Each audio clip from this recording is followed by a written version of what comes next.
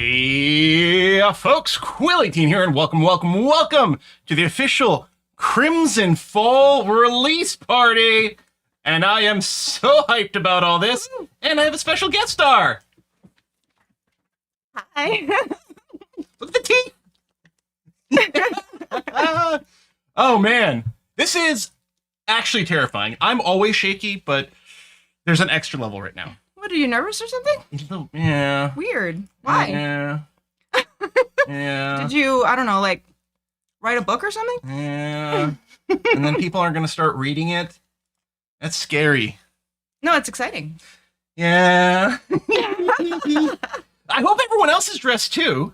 You know? I mean, it's a party, guys. And then we're gonna have a special beverage here. Yes. You want to pass me the bottle, and I'll get it If I can read. exploded. Exploded. Mm-hmm. Hand cramp yet from the signed copies? Not yet. Not but yet. Sunday, Monday probably. So I have I've received the big order from Amazon with I've got something like 230 books sitting upstairs right now. That's all. And so Sunday and Monday are going to be sort of voice rest days, and are going to be involving a lot of signing. So we'll see. But yeah, I've sent about 30 books out already, including a tester for domestic and international through Canada Post. The Pure Later ones, the US are going well. So, yeah, about that autopen. Exactly. 230 books. Are you going to read them all? Good. That looks great. Okay. Let's see if I can do this without destroying my computer setup. Maybe I should wrap it up. So we've got, this is a non-alcoholic bubbly beverage. Yeah. Although we do have gin We do. in the mix. We're not going completely non-alcoholic, but we thought, let's pace ourselves. Should really have the bottle on screen, because right now it looks really bad. Oh, God. Don't put that thought in their heads. Woo! They don't need help. All right, it didn't overflow. Do you want to pour into the glasses? Oh, gosh. I'm feeling shaky all of a Careful, sudden, because too. this is gonna foam up a lot. Oh, Here, let me yeah. hold it over here, away from the computer equipment. Good call. I'll hold it up in front of the camera in a sec. Ooh, all that steam coming out of it. Ooh, okay. I don't know how to pour bubbly, apparently. Is that good? That probably went overkill, actually. Look, it's so bloody. Whoop. I think I went overkill on it. Careful, that's gonna foam. Oh, it's pretty when it foams, though. Put that down over here. I hope everyone else has got a red drink, so we can cheers together. Oh, I forgot. Yeah. There's a presentation step. There's a presentation step. We gotta do it right. Oof. Try not to drip all over the computer. All right, 1 second. Cocktails are not like, just pour something in a drink and call it done. They gotta be... Essentia's done. been working on this for 3 days, but yeah. some of it had to do last minute, just like right now. Yeah, because, you can't really... Yeah, there's certain things you just can't prep, because if they sit, they won't look the same. Okay. Signy says, to me, your costume's great and all, but wow, Essentia. I know, right? Are you saying I might have, done the most? Very unlike me. Okay. Maybe I should have gotten smaller chairs so we can sit closer together. Oh, I'll figure it out. This is I as was close just as we can get. dealing with other things, so I'll smoosh Right. in. It'll be fine. Okay, we have the official cocktail for the event. This is the Crimson Fall, Woo! complete with a cherry? Yes. A cherry skewered with a wooden stake. Black cherry. Mm-hmm. Dripping in crimson Blood. bloody syrup. Blood dripping off. Blood. I don't know how I'm gonna drink it now. Mm-hmm. Between the lipstick and the teeth. All right. Cheers. Cheers.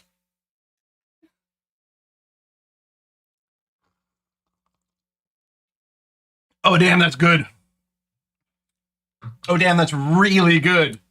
Came out okay. So the recipes did get posted on Discord, but for those of you who were not on Discord, Yeah. what are we talking about here? I believe it's 1.5 ounces of gin, about 3/4. I think the recipe I gave you guys in Discord was 1/2 ounce of lemon juice, but I think I did 3/4 ounce because it sounded tasty. About 1/2 ounce of syrup, to which I added some pomegranate water flavoring for some color and some some flavor. But I had said simple syrup or juice if you guys wanted to use cranberry juice or pomegranate juice, something like that. And then it's the crimson syrup that I made. Emote. Oh yeah, right. I need to be louder. Projecting. I haven't been on camera in a while. And what else was there? Was there anything else? Lemon juice, gin, syrup, The bubbly. the bubbly. Mm-hmm. I think that's it. And there's actual sort of like streaks of blood on the side here. It's getting green screened out a little bit, but it's very dramatic. It was very dramatic. Looks great. The blood of your enemies, of course. Of course, yeah. And yes, a Bloody Mary would be a perfectly appropriate drink. I think as long as you got something red, That's true. you're bang on. Yeah. Anything red. So we're gonna do a variety of things. I think today we're just gonna have a fun little party get together. A Kiss for Luck's gonna be joining us at some point. Okay. Yeah. I don't need on to a know Discord all the details. And well, you'll have to tell us for Evil Not Good if the new audio setup is agreeing with Essentia. Yeah, because I have no idea. Hey, A Kiss for Luck is in the There Twitch it chat is, right now. yeah. And yeah, at some point we'll jump into some audio and stuff because what I want to do is I want to read a few chapters of the book. Mm-hmm. And I want to do the thing, I want to ruin my book. I want to do that thing where, if you tell a joke and then you have to explain it, you ruin the joke. Or you're in high school and you're being given these really wonderful, iconic, great novels to read. Uh-huh. And then you have to study and explain the damn things, which ruins it completely. And then you never want to read it again. So we're going to do some of that. Oh, Essentia's tip jar alert's not showing? So he wants to ruin his book for you on the day it releases, so you don't want to read it. Oh, That's what I'm hearing. hang on. Yeah. If I go... He's really good at this whole self-marketing thing. I know this is not the right screen. 1 second.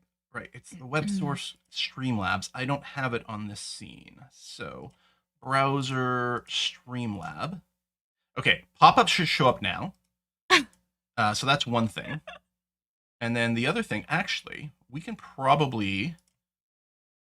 let's see if this is still configured. We have the Twitch chat up here. There we go. Because it's a little bit more of a chatty thing, we can have some of the Twitch chat up on screen. Yeah. Okay. It is more of a chatty stream, so that makes sense. Yeah, we'll see if that works. So I guess I should check Streamlabs to see what I missed. Right. Juna tipped 10 buckaroos. Yay. Thank you very much for the blood and what is our fund called? Oh. The blood and the illegal whiskey fund. Yeah. The blood and bathtub gin Yeah, fund. the blood and bathtub gin fund. I think that's perfect for today. Oh, I meant to have a little bit of background music, not too loud for here because we don't have a game going on or anything.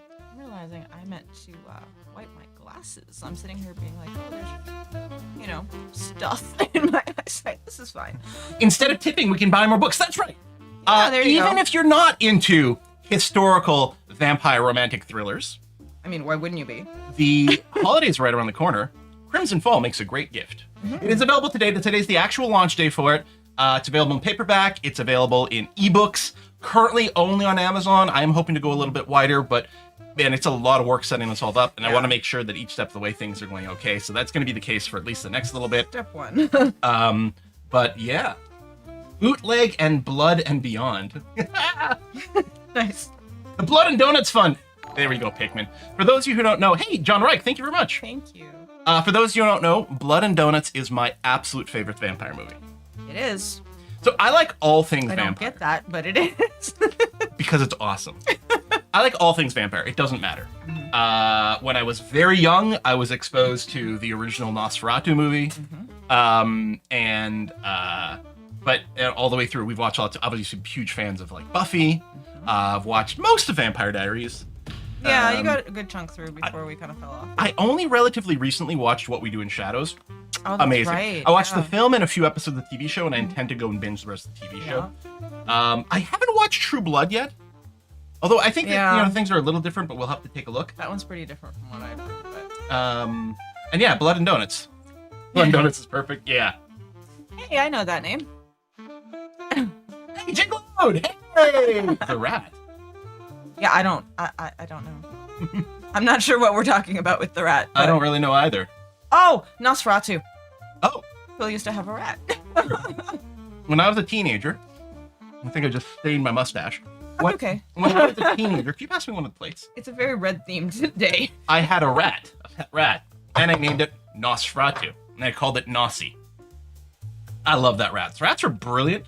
He was I love that rat too. I didn't know him as long, but thought he was nice. Barn Eater asks, did you watch the Aaron Spelling Kindred TV series based on World of Darkness? 100%. Oh, yeah. Love that show. Fantastic. Oh, yeah. Absolute tragedy that only had the one season.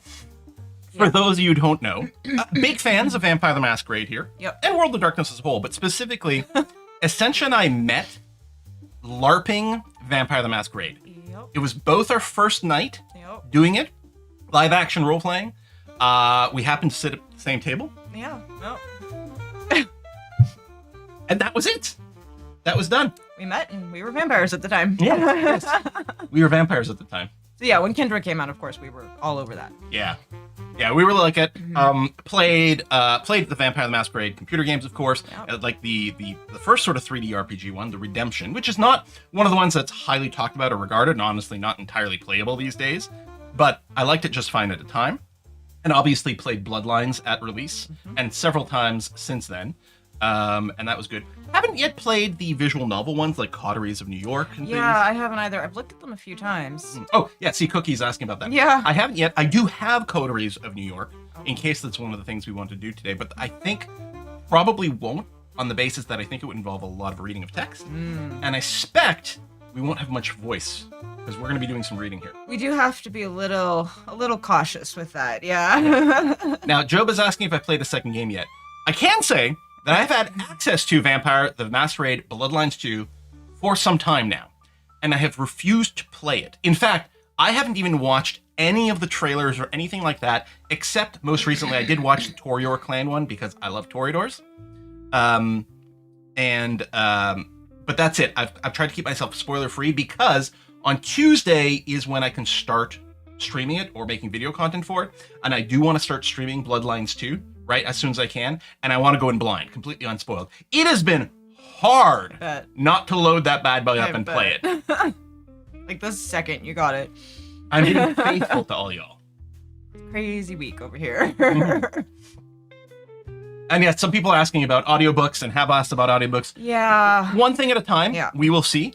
It just got released today. Usually audiobooks aren't out first day anyway. Yeah. We have to find out if it's any good first. Yeah, that's the problem. Yeah. Uh-huh. Yeah, you watch the clan trailers, nothing else. Yeah, the clan, again, I only watched the Toreador one, but it seemed to have very few spoilers in it, which was good. I haven't even watched those, honestly. And yeah, audiobooks do take a bit, yeah. And then you got to figure out how you're funding it and different things, and yeah. And I wouldn't record it myself. No? Okay. No, I mean, I don't think I'm quite got the setup for it. I But mean, your voice was in a computer game. yeah, but and people do listen to me, but I'm not sure. You know, we got to let the experts do what they're best at, I think. Who's your dream celebrity narrator? That's a fun question. I don't know. Wow. Would you want it to be male or female? I think it should be female because the main character is female. Yeah, that's what I was thinking. I recently listened to the audiobook for the Vampire Knitting Club, Mm-hmm. and she did a great job, whoever that was. I mean, it's not a celebrity, No, but she's pretty a awesome. good narrator is a good narrator. Yeah. A celebrity narrator. Sir Patrick Stewart with the voice changer. There you go. Yeah. I mean, there are a few like people who regularly do audiobooks that are really good at it. No cool 1920s gangster narration. Yeah, I mean, I have a little. I have perfect imitation of accents and voices, so obviously Yeah. I would crush that. Yeah, of course. Yeah, just wait until we start reading this and I get to Eric's voice, who's from the South. Fine. Yeah, and we'll see what we can do. One of the voice actors from BG3. Ooh. Oh wow, Get those are pretty good. Get Carlax or Shadow Hearts. Those are pretty good. Yeah, Billy Teen with a Southern Belle voice. Yeah, incoming. So, what I recently just did a Reddit post on the self-publishing Reddit to sort of give back to the community and talk about the process and stuff. But I assume that's one of the things we'll probably end up doing here. Oh, Amelia Tyler, the narrator from BG3, would be Okay, I was gonna say why do I know the name? Yeah. Okay. a gorgeous voice. Yeah. A gorgeous voice. So I figure we'll read a little bit, and then we can talk about some of the process, and I can talk about my thoughts during this, and then game-wise, we've got a couple of different ideas that might fit the theme. Revisiting News Tower might be interesting. Technically, it's an early 1930s game, but there's a lot of overlap thematically there. I really want to play with Essentia specifically. The Root Trees Are Dead. Yeah, that one looks good. Technically, it's set in the 1990s, but I have to say, like, I loaded it up to make sure it ran. The music in the menu screen is perfect for this vibe. Okay. And so I think it does have a good sort of little bit of a, detective noir vibe to it, despite being set in the 90s. That might be fun. And then the other possibility, and I know that A Kiss for Luck is talking about doing something similar to this, is designing characters and things in like The Sims. Money on during a sale. Or the lines were the Midnight Mirage. so you take it winking face. And again, congratulations on the book Winking Face. I missed part of that. I was going to use this money on during a sale, but the lines are too long. So you take it. Oh! Congratulations for the book. Thank you very much, SKM. That's so sweet. Mm-hmm. Then you Call of Cthulhu game. Now, that's interesting. There is that like weird Call of Cthulhu, almost quasi board game kind of like card game kind of thing. I don't know. I don't know about that. And yeah, Carrot says doing the character in TS4, some other character created would be fun. Yeah, because Essentia or Kiss for Luck is talking especially about she's really good at designing buildings. Oh, God, yeah. She's talking about doing the Midnight Mirage like a speakeasy, Which is so cool. and what I was love that. wondering, because I figured I'll read the first few chapters at least, and then I might need a voice break, and maybe I'd get you to read one. Yeah. And maybe while you're reading it, I could be fiddling with The Sims or back and forth or something. Oh, that'll be so hard for me to not be distracted. Yeah. So we'll play it by ear. We'll see how it goes. It's a party. We're just chilling. Yeah. And we're gonna have some fun, and we're gonna have some drinks. I mean, you said there's an ounce and a half of gin in here. Yeah. I'm gonna be blitzed. We have food. We do have Should food. we start eating it before you're blitzed? Let's do the prologue, and then we'll see. Because if I have food, I'm gonna start being all That's. phlegmy. I know, that's another issue. So I'm gonna have to pace myself there, as long as I don't have too much. Who create vampires in Enzoi, and that's true. They have great character creator Oh, too. they do have a Although good I don't have it character installed right now. Oh, okay. They do have a good Yay! character. Drunk stream. We haven't had one of those in a while, and I suspect by the end of today, it's going to be one. It's a little bit possible. Okay. Crimson. Oh my god, I'm so nervous.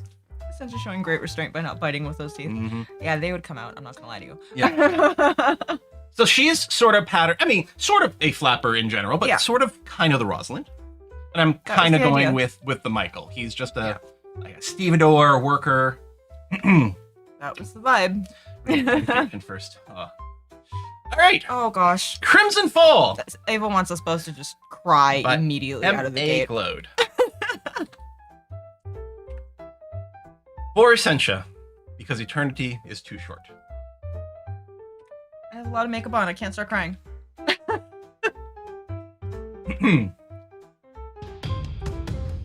Prologue. I'm going to start right away by interrupting myself. It is a very old-fashioned thing to start a book with the weather. That is a very old school kind of thing. And I start with a reference to the weather in here exactly to try to capture that vibe. Big part of my hope with this novel is to make it feel like you're reading an old novel, but with modern standards of storytelling and various things like that. Yeah. I'm aiming for something, that feels a little old-fashioned, that feels a little theatrical. Is the hope with all this? The hope that we shall see. And then with the prologue, originally I didn't have a prologue. Some of the beta readers, so for those of you who don't know, last October I think it was, I did invite you guys to read that draft that I had at the time. Got some excellent feedback. Some of it very conflictory. Like for chapter 1, there were some people who were like, it should start like more immediately into action, and other people were like, oh, you should set up some more. And I wrote the prologue partly to be able to start with like something a little fast and a little quick mini burst of action. It's only 2 pages. It's super short, but to get a little bit of that, and then we could go into establishing the scene. Since then, the first chapter is actually quite a bit more dynamic in a variety of ways, and so that requirement of the prologue no longer existed. But I did like what we ended up with, and it does serve at least 2 important story purposes to do a setup that saved some clunky exposition later on, which was great. So. Huge win. Okay. Quill, theatrical? Yeah, that checks out. Never. I love drama. No. Where did you get that idea? The misty rain fell in a fine curtain, turning Chicago's grimy alleyways into a glistening maze of reflections and shadows. Steam rose from the hot pavement, the day's oppressive heat giving way to an eerie, clammy coolness that clung to Agent Thomas Byrne's skin like a premonition. Byrne pressed his back against the rough brick wall behind the speakeasy, ignoring the acrid stench of rotting garbage that wafted from nearby bins. So, right away, we're 2 paragraphs in and already I'm making people think of stinky garbage. I think this is exactly the sort of thing you are trying to achieve with the novel. That's how you pull people in, you know? Yeah. I mean, to be fair, I think it does set the scene. You know? I think people are like, yep, all right, I'm getting it. All right. His fingers traced the outline of the St. Michael medal in his pocket, a nervous habit he'd never managed to shake. Damn fools at the bureau, he muttered, checking his wristwatch for the upteenth time. His captain would be starting his nightly round soon, and when he found Burns' assigned post vacant, consequences would be severe. But the frustration of watching this speakeasy operate with complete immunity while his bosses looked the other way had finally pushed him over the edge. How many times had he brought this place to his superior's attention? How many times had they brushed him off with thinly veiled excuses? Waste of resources, Byrne. Bigger fish to fry, son. Let sleeping dogs lie, why don't you? But he knew. Oh, he knew. The Midnight Mirage was the most flagrant speakeasy in all of Chicago, and if it wasn't being raided, someone was being paid off. Well, to hell with them all. He'd get the evidence himself. The sudden rumble of an engine cut through the patter of rain. Byrne's hand instinctively moved to the .38 Colt Army Special at his hip as a covered truck backed slowly down the alley, the distinctive clink of glass bottles echoing off the wet walls. I'm going to interrupt myself again. This is the only mention of a specific sort of brand name in the entire novel. Yeah. It's always a thing to choose with your novels. Do you reference real world brands? Do you not reference them at all? Do you make fake brands that might be obvious references? Where's the balance? Yeah. And ultimately, I decided with this one that I wouldn't reference any real world brands, except when I was writing this, just saying like he moved his hand to his revolver or something like that felt too generic and lacked that extra sense of verisimilitude. You know, that kind of realism. You're the writer. I know the word, I just can't pronounce it. And so I decided here to put it in. Interestingly enough, most people are more familiar with the term the Colt Police Special. It's the same gun, but it didn't get branded Police Special until about 2 years after this novel is set. He did his research, folks. This was it, the moment he'd been waiting for. Byrne drew his revolver, flipping out the cylinder to double-check the rounds. The brass casings gleamed dully in the dim light. He snapped it shut with a satisfying click, then reached for his badge. He stepped out from his hiding place, badge in one hand, revolver in the other. "Federal agent, nobody move!" The words died in his throat. A woman stood before him, as if she had materialized from the mist itself. Her silver dress cut the night like a razor, but it was her eyes that truly arrested him. Arrested him? Oh, ha ha ha. Yes, I see. I get it. It was her eyes that truly arrested him. Fathomless pools of the darkest green. His chest tightened, the hairs on the back of his neck rose, the same animal instinct that warned of incoming storms or of wolves in the dark. "Listen, lady," his voice clawed its way back. "You should get out of here. It's not safe." The woman's lips curved into a smile that was equal parts allure and menace. Her eyes, Byrne finally realized with a jolt of terror, reflected the meager lights like a cat's. "No, it's really not," she purred, gliding towards him with inhuman speed. Byrne's fingers fumbled with the safety of his gun, but she reached him between heartbeats. The St. Michael medal slipped from his pocket, landing with a soft plink in a puddle at his feet, lost to the night, just as he was. So I've pictured most of the novel. I really did kind of picture things very visually, and obviously that means you're going to look at like examples from television shows or movies, and like this felt very much like a cold open to a TV show. Like this would happen, and then you'd cut to like the little opening title. And it's like if you're watching like a CSI or whatever, right? You get that cold open. It's not the main cast. Sometimes it has a different vibe. It's maybe more comedic or this or that or whatever. And it's sort of a mini self-contained story in its own. Almost like a little piece of flash fiction. It does read maybe a little bit more detective noir, like Pulp Fiction-y than the rest of the novel has as a vibe. But I thought it worked as sort of a bit of a build-up. Great book, not as long as I expected. Yep, there you go. We're done. Hope you get your money's worth. Thanks for being here. The intro needs to start in black and white with a view of the pavement and zoom up. Exactly, There right? you go, yes. Yeah. If you're able to envision how it should start Oh. on screen, then he's doing a very good job with the book. Kentos, thank you very much. I'll try to keep the volume level a little bit more consistent if I can. Yeah, that can be hard when you're reading. You're trying to get into it, and you get kind of a little bit lost in the story. Yeah. Giving the gun model is very noir detective. Yeah. I think even though, so you want, to a certain extent, your prologue, definitely your chapter 1 is all about like the promise. Like you're promising a certain type of book to the reader.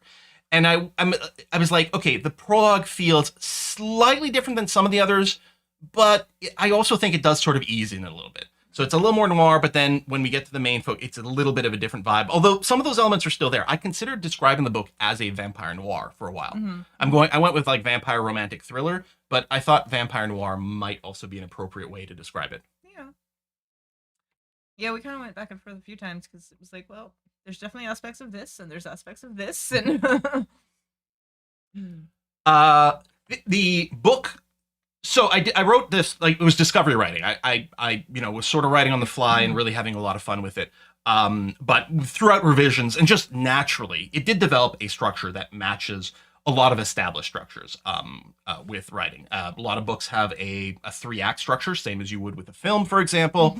And also, there's a bunch of other structures you can follow. So, I mean, there's the monomyth, the hero's journey.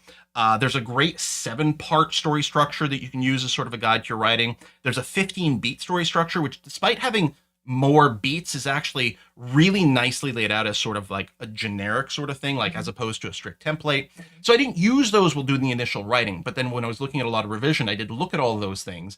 And the book more or less like fit into those already. I'm like, okay, good. So we have, good sort of rising tension and then, different ways of doing things. But it definitely has a 3-act structure, and I decided to explicitly name the 3 acts, like part 1, part 2, part 3, because while it's all definitely one story, there's definitely kind of a bit of a different focus, a tonal shift that gets emphasized in all of those parts. Like a mini arc. Yeah. So I thought let's explicitly flag it so that when you finish, the last chapter of what was part 1, you see part 2, and then you're mentally prepared for, okay, so things are going to be a little bit, partially it's a little bit of time difference and some extra point of view kind of things start to come into play. A little bit, yeah. We look more big picture. Where's the usual she boobly boobed that starts with female protagonist? See, this is a man who can write women. Well, we'll see. We will see. Thankfully, this is not Exhibit A from the women written by men subreddit. Save the Cat, Elm references. So Save the Cat. So I don't think the 15-beat structure is from Save the Cat originally, although I might be wrong about that. But Save the Cat is a novel, is a writing book, a writing guide, which uses and talks about this 15-beat structure. The base Save the Cat is meant for screenplay writing, but they have a Save the Cat novel edition, as well as a young adult novel edition. I've looked at those. As far as I can tell, they're both basically the same. They just use different examples. Okay. And it is quite cool. Yeah. Yeah. And you're Save the Cat man yourself. Yeah. And that I'm intentionally using as a helpful guide for the other books that I'm writing. Interesting thing about Save the Cat, they say your inciting incident should come at about 10% of the way through the book. I consider the end of chapter 4 to be the true and proper inciting incident of this book, and that is exactly 10% of the way into the book. Just by chance. Right. Wow, that worked out nicely. If you use the ebook reader like down at the bottom, I know it's like those are good. There's a percentage. Yeah. It'll be 10% right at the end of chapter 4, which is there. Nice. Wow. Now, one of the questions always with the book is, where do you start the book? And we always start at the beginning. Yeah, but where's the beginning? So when your main character is born? Yeah. Or when she's 16 and she finds herself alone in the city of Chicago. When she's a little bit older and she starts hanging out at speakeasies. Yeah. Is it the night she turns into a vampire? Yeah. Is it the night she gets away from her sire? Is it? So the start of this is, as you'll very quickly find out, it's about 5 months into Rosalind being a vampire, but she's still super new to it. And it's basically her first night re-entering society after becoming a vampire. That's where it starts. But interestingly enough, even though it's sort of a change from her point of view, this would be a change that she's sort of re-entering. It's all about the first like essentially 3 chapters is sort of about showing a certain status quo, because the idea is when you get your inciting incident, something dramatic changes and pushes the story forward. Now, arguably, like some things are changing in the first chapter, some things are changing in the third chapter, and all these things, right? Because it's not truly static. Some things are happening. Yeah. But yeah, so even though it feels like a change to Rosalind, to me, it's like this is the status quo. This is her being a new vampire, really unsure of herself and struggling with her humanity. Like the part of font one? Great, thank you. Fancy. That's what I said when I saw it too. I was like, ooh, fancy.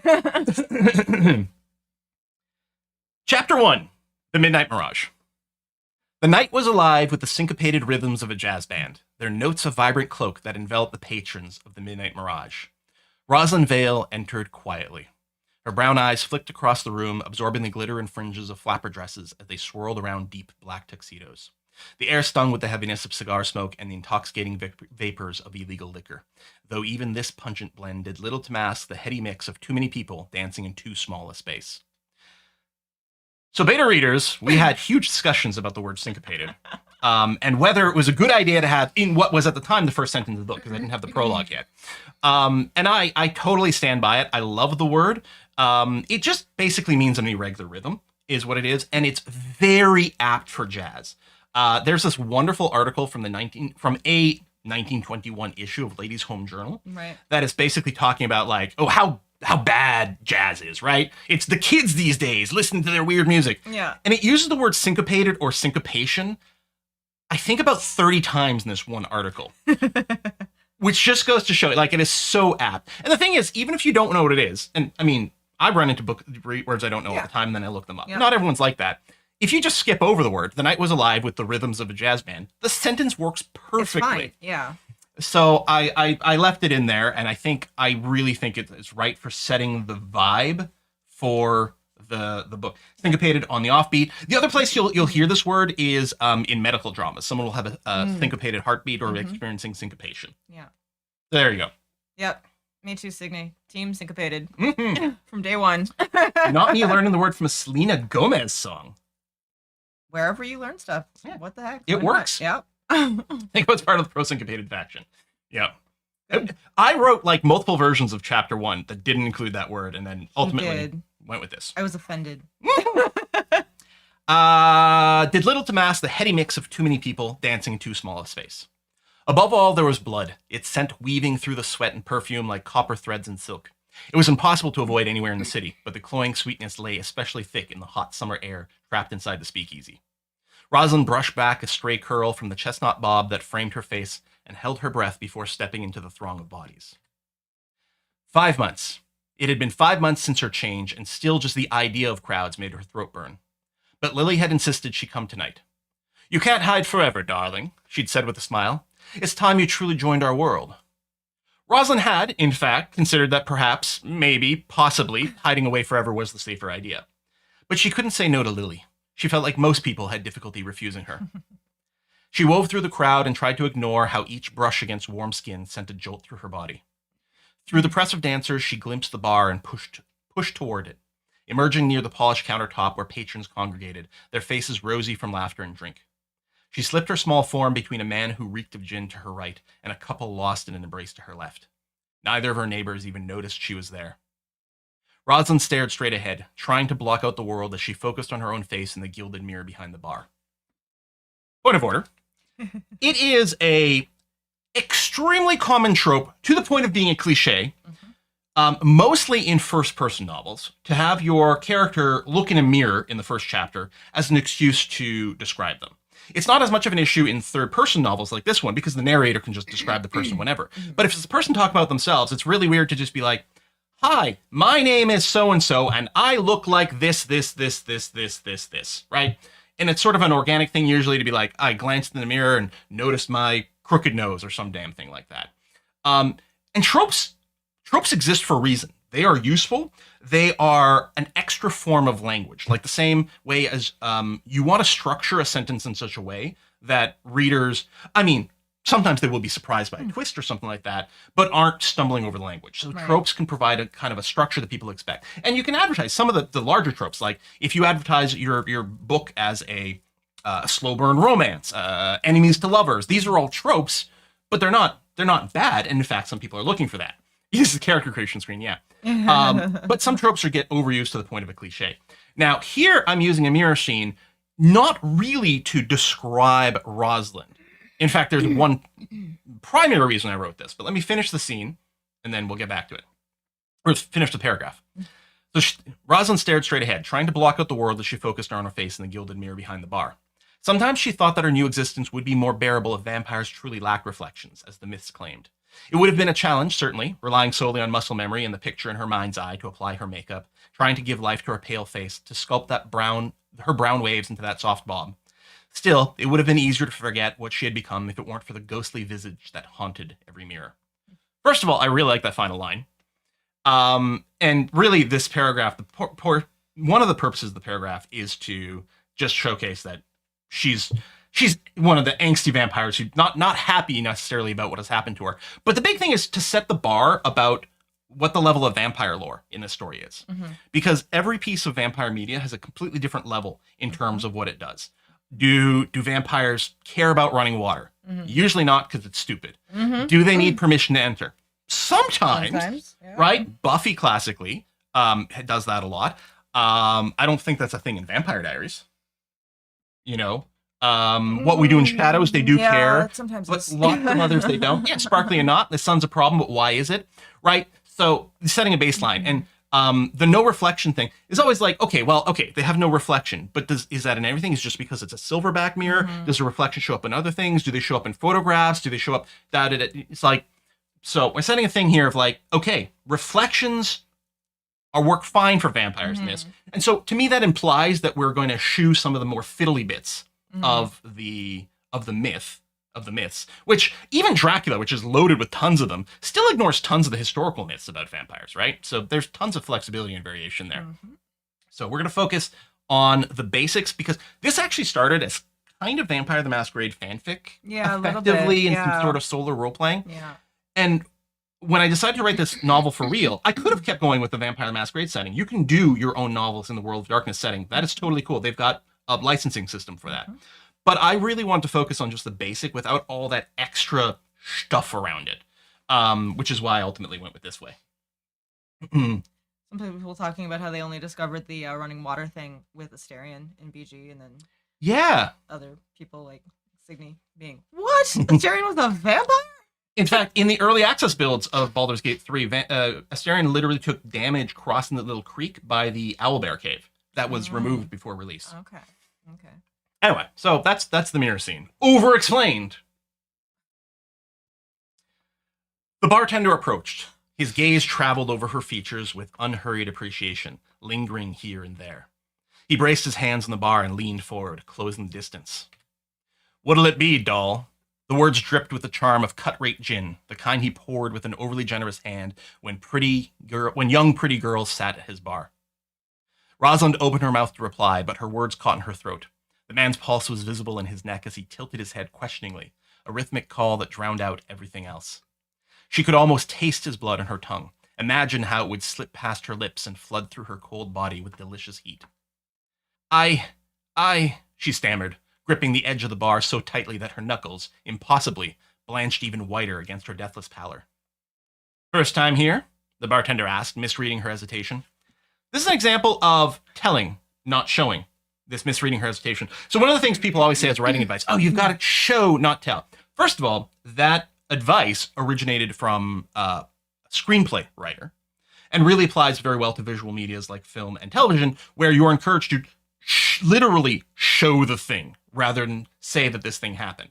Now, it's not bad advice in a novel, because if you're just telling things without the sort of flavor around it, it gets quite dry and dull. But in fact, in novel writing, you will do a lot of telling because some things aren't fun to show, and you're also picking and choosing what to focus on to show. Right. And in this case, I didn't want to be describing the bartender's sort of screwed up expression for a second. He's doing that. Our goal here is not to analyze the bartender's feelings. Our goal is to analyze Rosalind's feelings. So I just went with misreading her hesitation. Boom, done. Let's move on. Just finished part 1. So Ann Mester says, I just want to come in and say I'm really enjoying Prison Soul. Just finished part 1. Speed reader. Thank you very much. Whew. Not a fancy novel. It's an fancy novel. All trolls are different. Yeah, there's a TV Tropes website, and they have a page called, I think it's Our Trolls Are Different, because the whole thing is like, well, in our world, they work this way versus this way. Right. And really, our vampires are different applies to all vampire media. Oh, absolutely. Yeah. I did a bunch of research on a bunch of vampire stuff in college for something I was doing, and found all kinds of interesting vampire lore going back centuries from different parts of the world that are like similar, but also then completely different in some ways. It's fascinating. Everybody thinks it just started with like Nosferatu or Dracula or something, and it didn't. It goes way back. After dropping off some pre-order books, I went to the sort of thrift store that's near there to get this shirt. Yeah. And while I was there, they have a book section, and I found this for like $6. It's amazing. I mean, I'm only a little bit in, but what it has a lot of collections of early vampire stories, but it also has a big section exploring the myth and origins, different names. Yeah, I'm already sold. It's so good. Yeah. Oh, did I kill the music? No, but you know what it is? It's my music isn't on auto repeat. Oh no. Hang on. Okay. If I put a loop, I think it's on. I'm hoping it's on loop all now. We'll find out if the song is repeating or not. It's a rave review so far. Anna's saying, yeah, I read fast when the writing is good. Good in all caps. No! I don't deal well with feedback. I really don't deal well with negative feedback. Apparently I don't deal well with positive feedback either. Thank you. I'm going to spend over a year writing a book. I'm going to publish it. I'm going to have a live stream party to celebrate publishing it. And then I'm going to pretend I didn't actually publish it. Yeah. No, that is very nice, and thank you. It makes me feel really good, because obviously that's kind of the point. I didn't write this book as a business decision. I mean, the hours I put into this stupid thing, there's no way it's going to pay for itself at all. Yeah, it took over your life for a while. Yeah. But, the validation, it's pretty high up there. Anyway, let me read it. First time here, the bartender asked, misreading her hesitation. He leaned in closer, his scent overwhelming her senses. Don't worry, I'll fix you up something special. Rosalind's world narrowed to that pulsing vein. Yeah, you don't like him? The bartender? I don't like it when somebody's clearly, like, kind of all over you and being like, oh, don't worry, I got you, babe. It's like, no, okay, relax. Rosalind's world narrowed to that pulsing vein. For a moment, she wished that he would sense what she was, that he would panic, run, so that she could give chase. She didn't want to just feed, she wanted to hunt. Rosalind's lips started to curl away from her teeth when something broke through her growing bloodlust. Rosa, darling, how are we feeling tonight? Lily Strauss's honeyed voice cut through the background buzz, ripping Rosalind's attention away from the bartender. If the Midnight Mirage was a symphony of illicit pleasures, then Lily was its captivating conductor, wielding her baton over every note that played within her domain. Tall and graceful, she wore her ageless beauty like a carefully chosen mask, with cascading waves of long, dark hair framing a face that dragged your gaze into her deep green eyes. A shimmering silver dress hugged her curves and sparkled under the dim lights, making her appear as a star descended among mortals. The burning thirst within Rosalind subsided as she focused on her friend. I'm okay. I'm fine, she managed, her throat tight for more than one reason. Think. Lily flashed her an affectionate smile. When Rosalind didn't return the smile, Lily's brow creased with concern. Is tonight too much, darling? Crowds like this can be a challenge for anyone still learning to control their hungers, and for you... She left the thought unfinished, but those green eyes were probing. The speakeasy churned with emotions, unrestrained passions and hidden fears swirling like oils on canvas, painting the edges of Rosalind's vision with half-formed senses of what might come to pass. She had always seen these patterns, even before her transformation, though back then they had been watercolor whispers rather than this steady parade of possibilities. Her unique gift, or curse, she still wasn't sure which it was, had sharpened along with her other senses, turning fleeting intuitions into an endless gallery of tomorrows. When she'd asked Lily's advice about managing these visions, assuming they were simply another vampire burden to bear, Lily's startled expression told her otherwise and came with warning words about the need to keep these visions secret.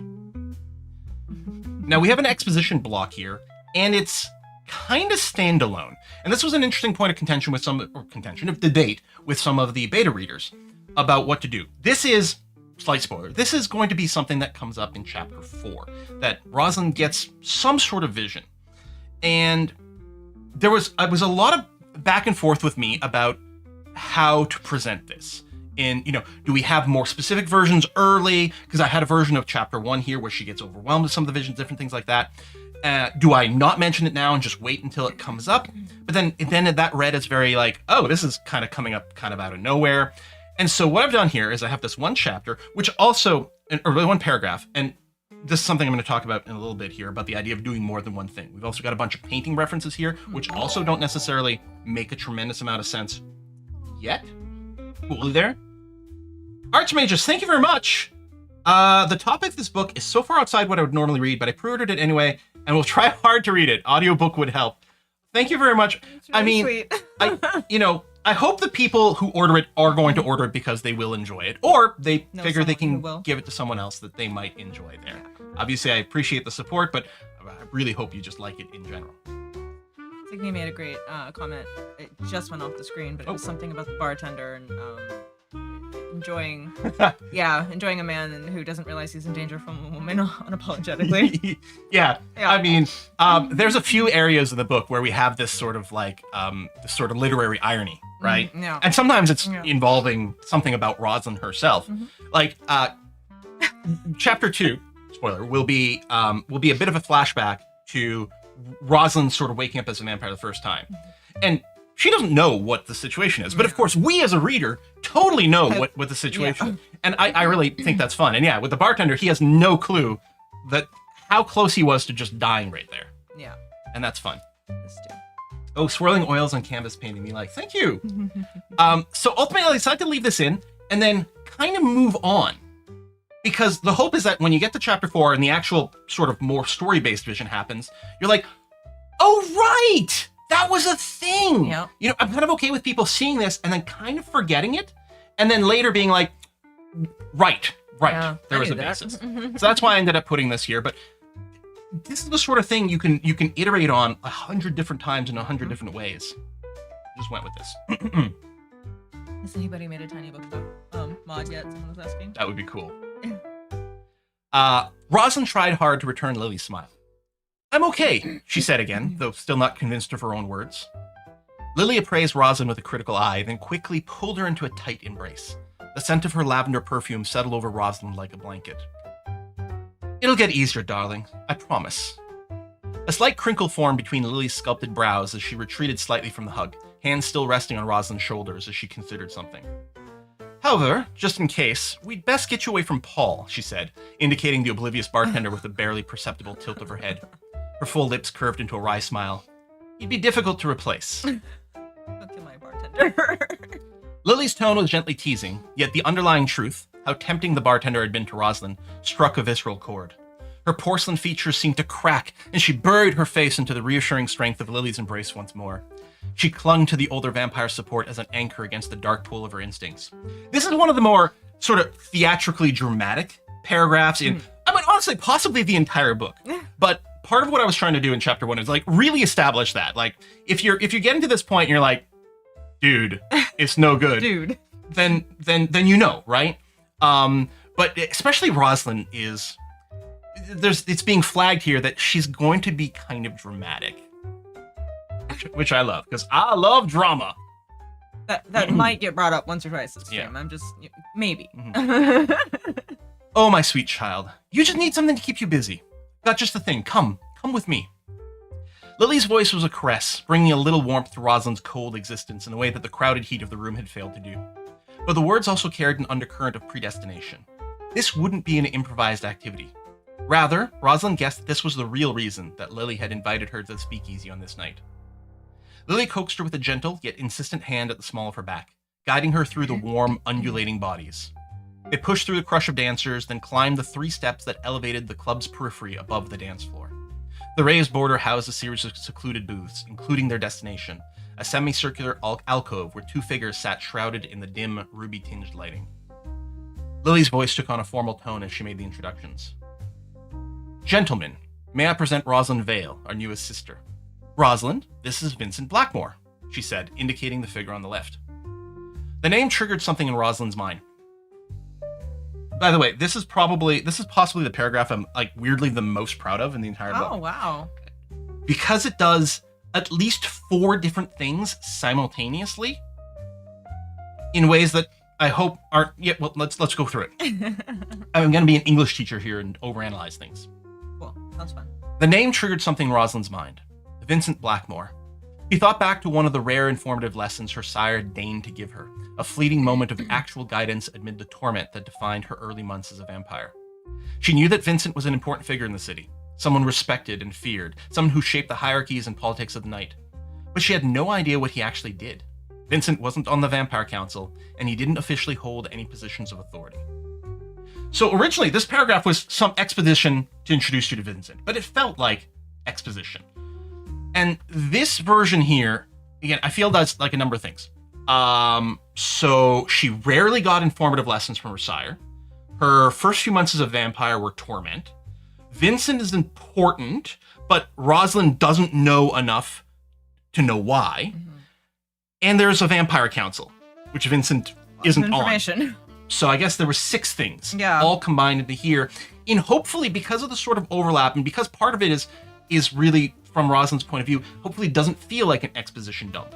Even though in a way it's sort of dumping 6 different things simultaneously. It is a lot, but yeah. That's why I really like this paragraph. I think Brandon Sanderson a lot of times in his lectures really talks about like try to have your paragraphs do more than one thing at a time.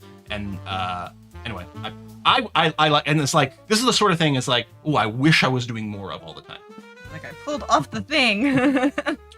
Though he was seated, she could tell he was tall, with a starkly pale complexion that contrasted sharply against his outfit. A tailored black suit accented by subtle charcoal pinstripes. A timeless style adapted to the latest trends. His slick back silver hair exposed the harsh angles of a face that would be handsome if it wasn't so severely serious. While there was no warmth in his expression, there was a confident stability that explained why he formed the bedrock of the city's politics. Of the silly politics.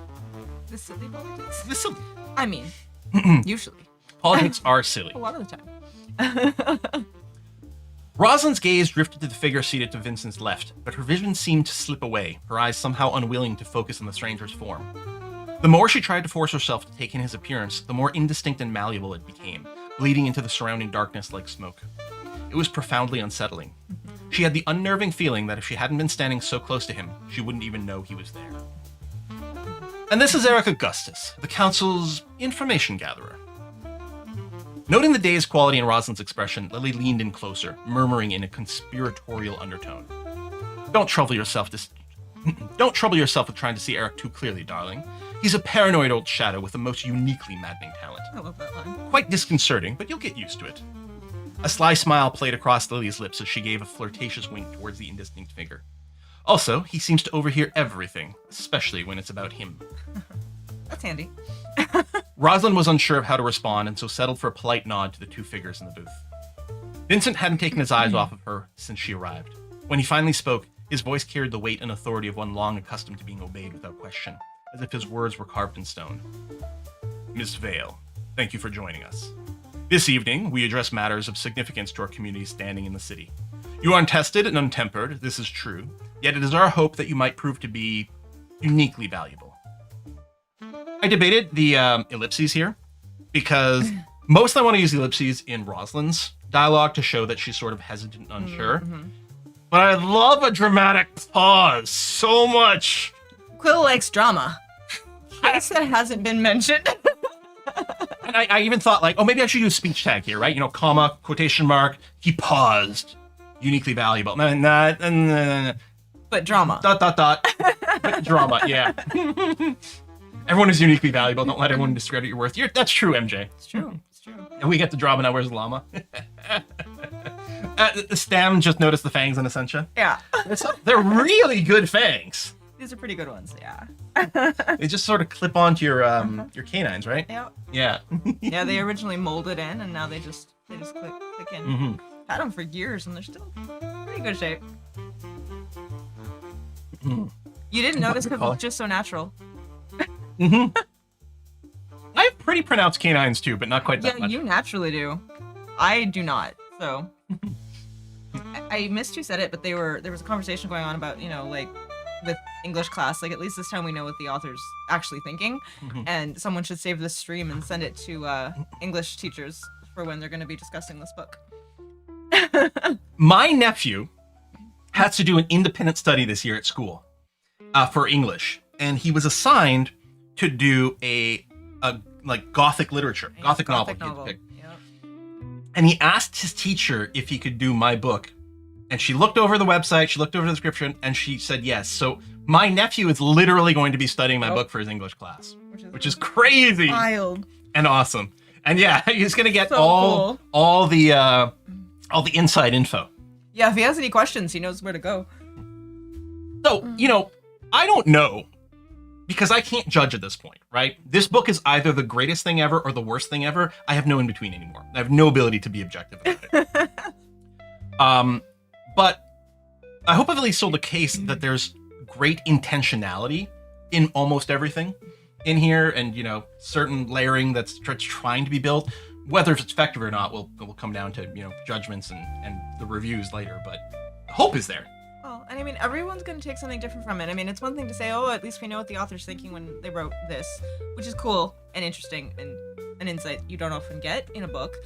But everyone's going to take different things from the book, because they're coming from it from different places. Yeah. They're going to interpret things different ways. Well, there's that idea that once you release your work, whatever it is, whatever the artwork is, whether we're talking about painting or a book or a movie or whatever, it doesn't really belong to the author anymore. Yeah. It belongs to the readers and their interpretation of it. Yeah, exactly. It's our book now. Yeah. Yeah. And people will find like meaning and links and subtext that I totally intentioned from the start. You're 100% right. Yeah, that was the intent. Yeah. For example, right at the start, right? We get this thing with the syncopated, but the whole idea is the night is alive and it's loud. And then Rosalind enters quietly. So we get a contrast between the loud night and then Rosalind entering quietly should tell you something about Rosalind's personality a little bit right from the start. But it's more than that. The night is loud and alive. Rosalind is quiet and fill in the blank. and not. Now, the first time I wrote that, did I have that in mind? No. The contrast of Subconsciously. of loud maybe. versus quiet, yes. Yeah. But then I was like, there's this brilliant contrast between the night alive and Rosalind not being. And maybe that was a subconscious thing. Maybe, you did intend it, you just hadn't realized it yet. Let's go with that. Yeah. Let's go with that. I'm helping. Chapter 2? It's up to you. Your book. That rhymes. It did. Chapter 2 is a flashback. Now, mostly, I think generally speaking, stories should be told linearly. I am not V.E. Schwab, who is excellent at telling multiple timeline stories back and forth. You love her. The Invisible Life of Addie LaRue is wonderful, full of the kind of purple prose that I love. That was a little too much for some people, but I love it. And it is a very highly rated book. She's got a Vicious and Villainous, or the other way around, I don't remember. Something like that, Which is sort of a superhero book, but not really. But again, she's really good at like, okay, this first chapter is in the present. This next one is 10 years ago. This next one is 6 months ago. The next one is back in the present. And somehow it all works beautifully. But, I'm not saying I've got that. But I did feel, while I do think that the story begins properly when Rosalind is re-entering society as a vampire first time, which is what chapter 1 was. I do think we've got a little bit of intro. We need a tiny bit more information about Rosalind's sort of background and setup.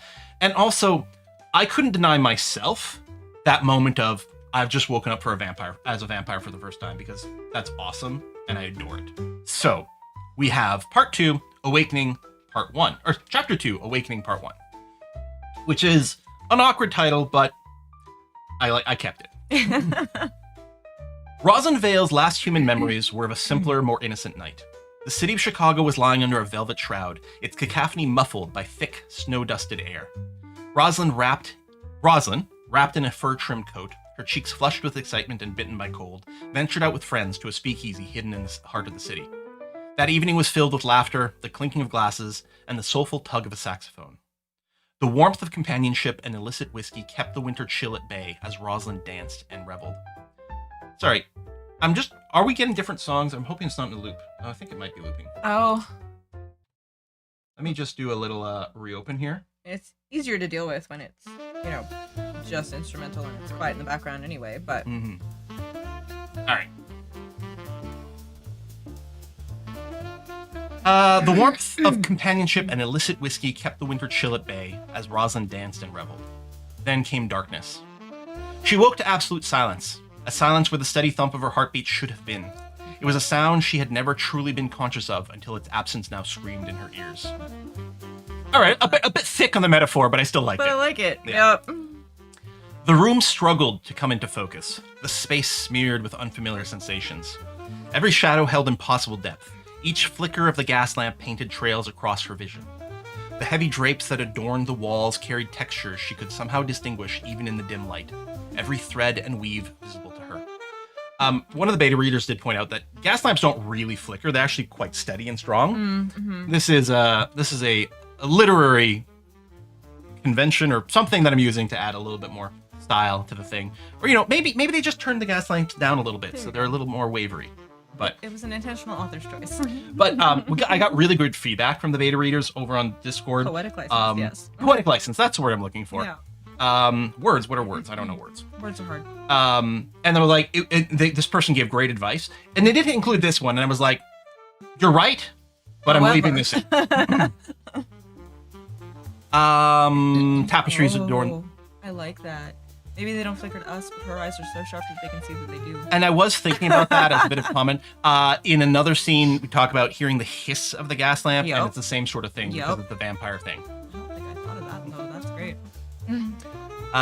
The tapestries adorned the walls, carried textures she could somehow distinguish even in the dim light, every thread and weave visible to her. Her wrinkled dress brushed against her skin in a way she'd never noticed before, as if she could feel every stitch in the fabric. Even the velvet of the chaise lounge she was lying on felt like a million tiny pinpricks. She attempted to stand, but a wave of dizziness forced her back down. Her body felt wrong, impossibly light, as if she might float away. When she gripped the edge of the chaise to steady herself, the wood frame creaked beneath her fingers. She loosened her grip immediately, though she dismissed as fever dream foolishness the fleeting thought that she could have crushed the solid wood like paper. The air held distinct scents, dust motes, aged wood, the lingering traces of someone's cologne. These smells struck her with such clarity that she could almost taste them. A large mirror hung nearby. Yeah, we're doing a mirror again. Rosalind's gaze caught on her reflection, and her breath hitched. Strangers stared back at her. Her skin had turned ghostly white against the dark, soft curls of her bob, taking on an almost porcelain quality. Even her eyes seemed different, deeper, darker, holding an unnatural gleam. Her head pounded, thoughts tangled with snippets of dreams and half-remembered reality. You're awake. Good. The voice was smooth and colored with an accent she couldn't place. It was elegant, but devoid of warmth. A man stepped into the light, his features sharp and aristocratic, framed by neatly combed back black hair and a widow's peak hairline that added to his distinguished appearance. He was dressed in a suit that evoked a bygone era, impeccably tailored but with anachronistic lace ruffles at his cuffs and a high, starched collar. His eyes, an icy blue, watched her with a detached expression. Who are you? Rosalind's voice was hoarse, her throat dry. Her tongue felt thick and scratchy in her mouth, as if she'd scalded on too hot tea. In there. Yeah, regularly. I'm a hipster. I drink my tea before it's cool. There you go. Yeah. I'm clumsy, so I do too.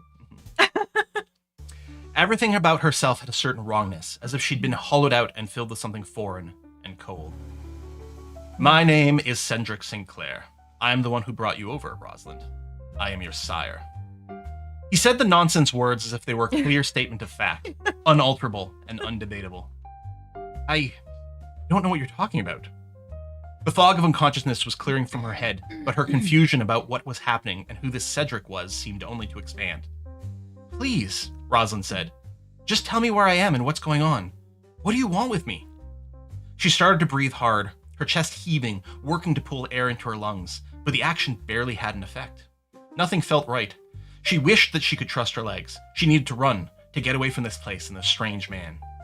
You reacting to something? Oh, Melvin was saying that they just finished the Crimson Fall and they're gonna go try the Rosalind to see how it tastes. I was like, yay! Yeah, we're gonna have to decide on what cocktail number 2 is. Oh boy. At some point. Not the lace cuffs and arrogance. What a combo. So one thing. The lace cuffs and arrogance. That's such a good summation. We have 2 relatively aristocratic, like older male vampires so far in the story, right? We have Vincent. We don't know much about Eric, so we'll take him aside for now. We have Vincent and we have Cedric. And both of them are wearing well-tailored suits. Mm-hmm. The difference with Vincent is while it's a classic suit, I mentioned the charcoal pinstripes adapted to the latest style, right? That's sort of 1920s, 1930s, sort of like gangster suits with the pinstripes Suits, yeah. in there. And then we have Cedric here, also a nice suit, but with these old-fashioned things, which Touches that are a little different. I like. They're not literally side by side, but I like sort of when you place them Yeah, side by side, yeah. it tells you a little something immediately about both of them. Yeah. And yes, Sven, in YouTube, this is set in the 1920s. Yeah. It is. The specific year isn't actually mentioned, but it is intended to be 1925 In Chicago. in Chicago. I'm working on a prequel. That one's set Not in in Strasbourg in 1789 on the cusp of the French Revolution. Probably talk about that more later. I didn't know if you were telling people that yet. I've mentioned it a few Okay. times. I'm excited for that one. Yeah, definitely. This story is meant to be standalone and complete, though I have plans for sequels and apparently a prequel. Apparently a prequel. The prequel wasn't intended. I was plotting out the book 2, and Lily, who we've met here, is going to become more important in book 2. And so I was like, I'm going to need more backstory for her and different things like that. And these backstory chapters ended up being so much that I realized at some point, I'm like, I think I just want to write this as a novel. She demanded a book. Yeah. And you don't say no to Lily. No, no. There's a reason that cocktail was called Lily's Last Word. So, right, she's trying to breathe, but for some reason, it's not making her feel better. For some reason. Weird. Cedric raised his hand in what appeared to be a soothing gesture, but the slight frown of concern on his features seemed more calculating than compassionate. Try to remain calm. I will explain everything. You've undergone a significant change, but remember, you are not alone. Not so long as you are under my care. See, he's so nice. I'm just laughing about significant change. That feels like such an understatement. He picked up a glass of water from a nearby table and held it out to her, his movements precise and controlled. You're safe here, Rosalind. Drink this. It might help settle your nerves. Cedric waited until she took the glass, his cold stare pinning her in place. You've been brought over into the world of the eternal night. His tone was stiffly formal. His stone? His tone was stiffly formal. One of them things. As if he was reciting a memorized script that could only proceed one way. Because essentially this is exposition, but it's in character exposition and we're calling it out. We're hanging a little bit of lampshade on it, right? Cedric paced as he talked. Oh wait, I didn't finish this. This is a lot to take in, I know, but what you're feeling and experiencing is real. Cedric paced as he talked, the low heels on his Victorian boots tapping in time with his speech as he strode across the polished wooden floor of what now appeared to be an opulent study or office. You are no longer human, Rosalind. You have become like me, a vampire. This new life comes with profound changes, and I'm here to guide you through them. Rosalind stared at him, the glass of water clutched in her hand as if it could anchor her to reality. You said what now? She couldn't understand why he was saying what he was. Vampires were figments of gothic tales, creatures that haunted the pages of novels and the dark corners of bedtime stories, not beings who walked the world of the living. She'd had friends who shared fanciful stories of times they claimed to have seen a specter or an apparition, but that's all they were. Ghost stories. Tales to give each other a fright. Rosalind sometimes felt as if she saw flickers of unexplained movement at the edges of her vision when she was all alone, but otherwise she'd never seen any evidence that the supernatural walked the earth. This is a soft reference again to her visions. No, that's not possible, her dry throat croaked out her protest. This is some kind of joke, a trick. Why are you doing this? Please, I just want to go home. She tried to stand to punctuate her objection, but still couldn't manage it. She held her head with her free hand as the room seemed to spin again. Cedric watched her quietly, his expression a mask.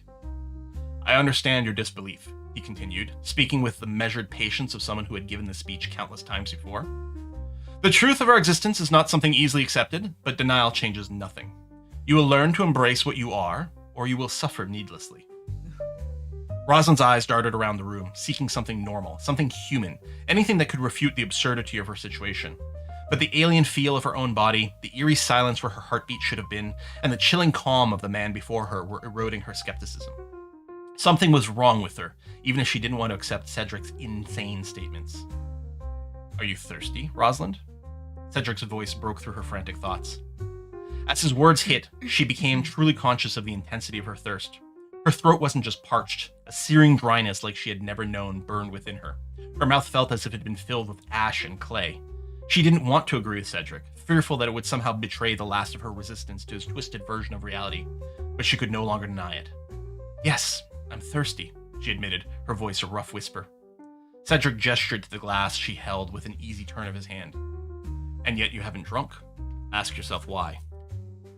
Rosalind looked down at the water, clear and seemingly inviting. It was then she understood. What she craved wasn't water. It was too cold, too thin.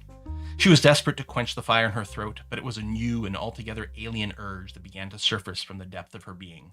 An urge for something that pulsed with the warmth of life. I just love him in his dramatics, clicky heels for lace cuffs. Well, Signy, I'm happy you love him. Somebody has to. I mean, I love how much I hate him. Yeah. Okay. Yeah. Yeah. I just hate him. Yeah. Well, love and love. Yeah, right. Yeah. Mm-hmm.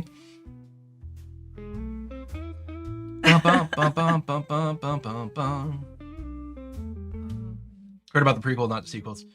Yeah, so, I mean, I have... My hope is that when you get to the end of the story, you're like, yes, that was a complete story with a beginning and a clear ending. And yet, I have many questions and more things I want to know, and I want to know what the characters are doing next, and et cetera, et cetera, et cetera.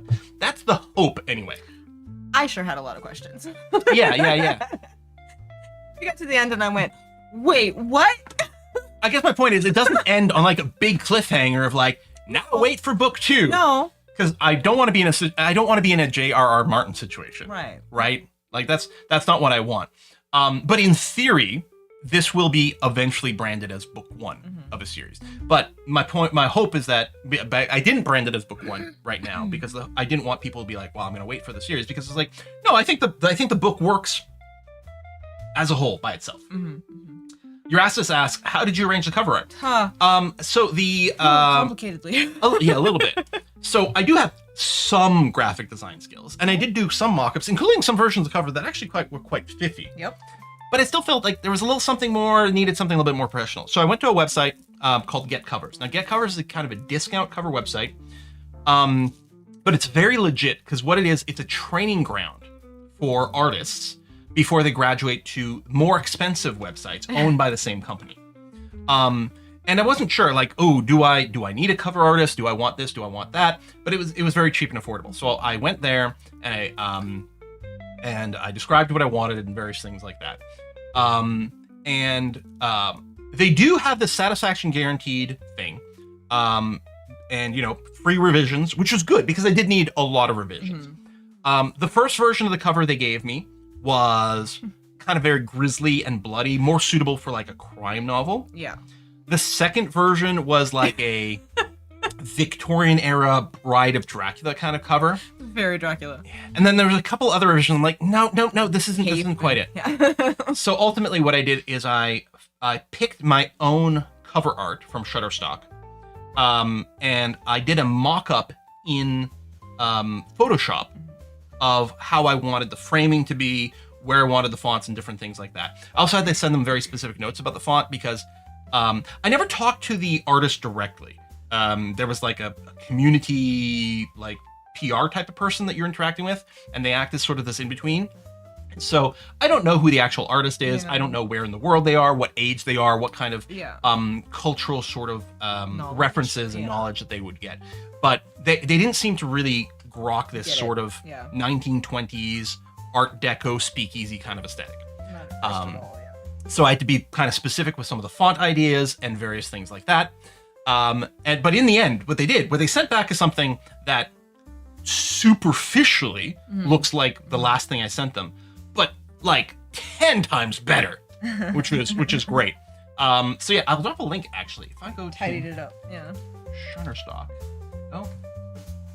So they may not have gotten it, but they took a note. So in YouTube and Twitch chat, I've got a link to the Shutterstock page showing you the stock image that was used. So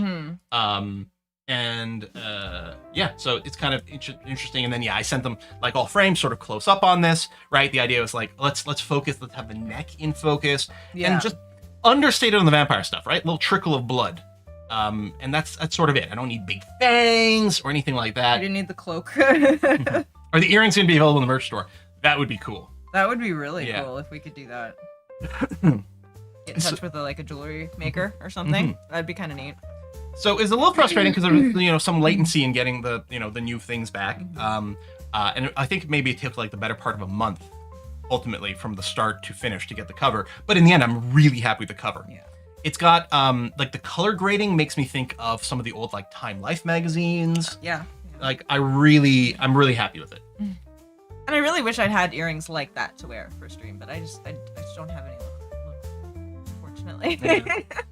I tried, but I love Archimagus in YouTube. Have you thought about a video game adaptation? It just came out today. Yeah. Let's give it some time. Have I thought about? Of course, I thought of everything. Yeah. The answer is not no. It's giving Elizabeth Taylor. Elizabeth Taylor. That's what I said, I think. At some point. Yeah. Yeah. When's the movie released? I think it should be a Netflix limited series. Yeah. I think that's what it should be. Yeah. Damn it, cool not meeting Essentia's wishes? Wait, about what? About not having the earrings? I'm not sure what we're talking about. Oh, maybe. I don't know. And then Demonac over on YouTube says there's something really magical at sending stuff to an artist and getting back something better than you imagine. Not book covers in my case. Demonac runs a YouTube series where he animates our role-playing campaigns. Originally D&D, now we're moving on to some other stuff. It's all animated. He does most of the art himself, but then some of the character art he got other artists to do some pieces for, and they look awesome. Definitely worth checking out. Bump, bump, bump, bump, bump, bump. And you can try to guess which character in those campaigns is me. Yeah. Excuse me. Oh. What happened with my tattoo? The artist just blew me away with their design. Yeah. Oh, that's There's nice. sometimes some great posts about that of like what I asked for and it's like a little rough scribble, and then what I got and it's like this masterpiece. Yeah. Yeah. The detail. What tabletop RPG are you playing right now? We have both a D&D 5th edition campaign as well as a campaign going on in Demonac's own rule set, which is very cool. Yeah. Just a dramatic one, the emo paladin. If we did have an emo paladin in the group, that probably would be me. Yeah. Well, Actually. Yeah. Yeah. Oh, and then Archimagus just asking to start following you from your game design tutorials. Yeah. That tracks then. We'll see. Who knows? Would you be an angsty vampire too, full Roslyn? No, I'd be like, being a vampire is awesome. Yeah. One of the things, It is. so one of the ideas with this is to invert a lot of the vampire tropes. Some of the things that annoy me, right? Because like the classic thing is all these things is always like, oh, I'm a vampire. I'm immortal and beautiful forever and super powerful and probably rich because it's easy to make money when you live forever. I hate it. And this is such a curse to be me. It's the worst thing ever. What are you talking about? You Yeah. absolute ass butt. Yeah. Right? This would be the greatest thing in the universe, right? Everyone's always like, oh, I wouldn't want to do that. I wouldn't want to live forever. And I'm like, but why? What's wrong with you? Seriously. Of course Crazy. I want to live forever. What are you talking about? Yeah. But so there's a variety of things, right? Like so many pieces of vampire media. It's the young innocent woman and the old experienced vampire and these sorts of things. And here's okay. Listen, I'm gonna go on a Twilight rant here, right? People hate on Twilight for lots of different They've reasons. been doing it in jet all day. Yeah, and don't get me wrong. I'm not gonna say that Twilight is perfect. No. I am gonna say it's perfectly fine. Uh-huh. But one of the things people harp on is like, oh, this young girl is with the guy who's so much older than she is. And that's like so wrong and gross. Yes, that's the point. Vampires aren't healthy, Yeah. but they're also, it is an exaggeration of what actually exists in the world. Think about it. Yeah. I'm not talking about like every relationship. Obviously, there's lots of different counterexamples and things like Yeah. that. But we're used to, as a standard, even now, even in 2025, Yep. the default standard and expectation is in a relationship, the man's going to be a little older. He's going to probably make more money, be more powerful, have more control, etc., etc., etc. What vampire stories are is that amplified to the next level. Because they're supernatural. Everything's amplified. And a lot of times, especially with guys who are reading these things, are like, how would this girl possibly get in a relationship with someone who could like kill her at any moment? I don't know. Go ask your girlfriend.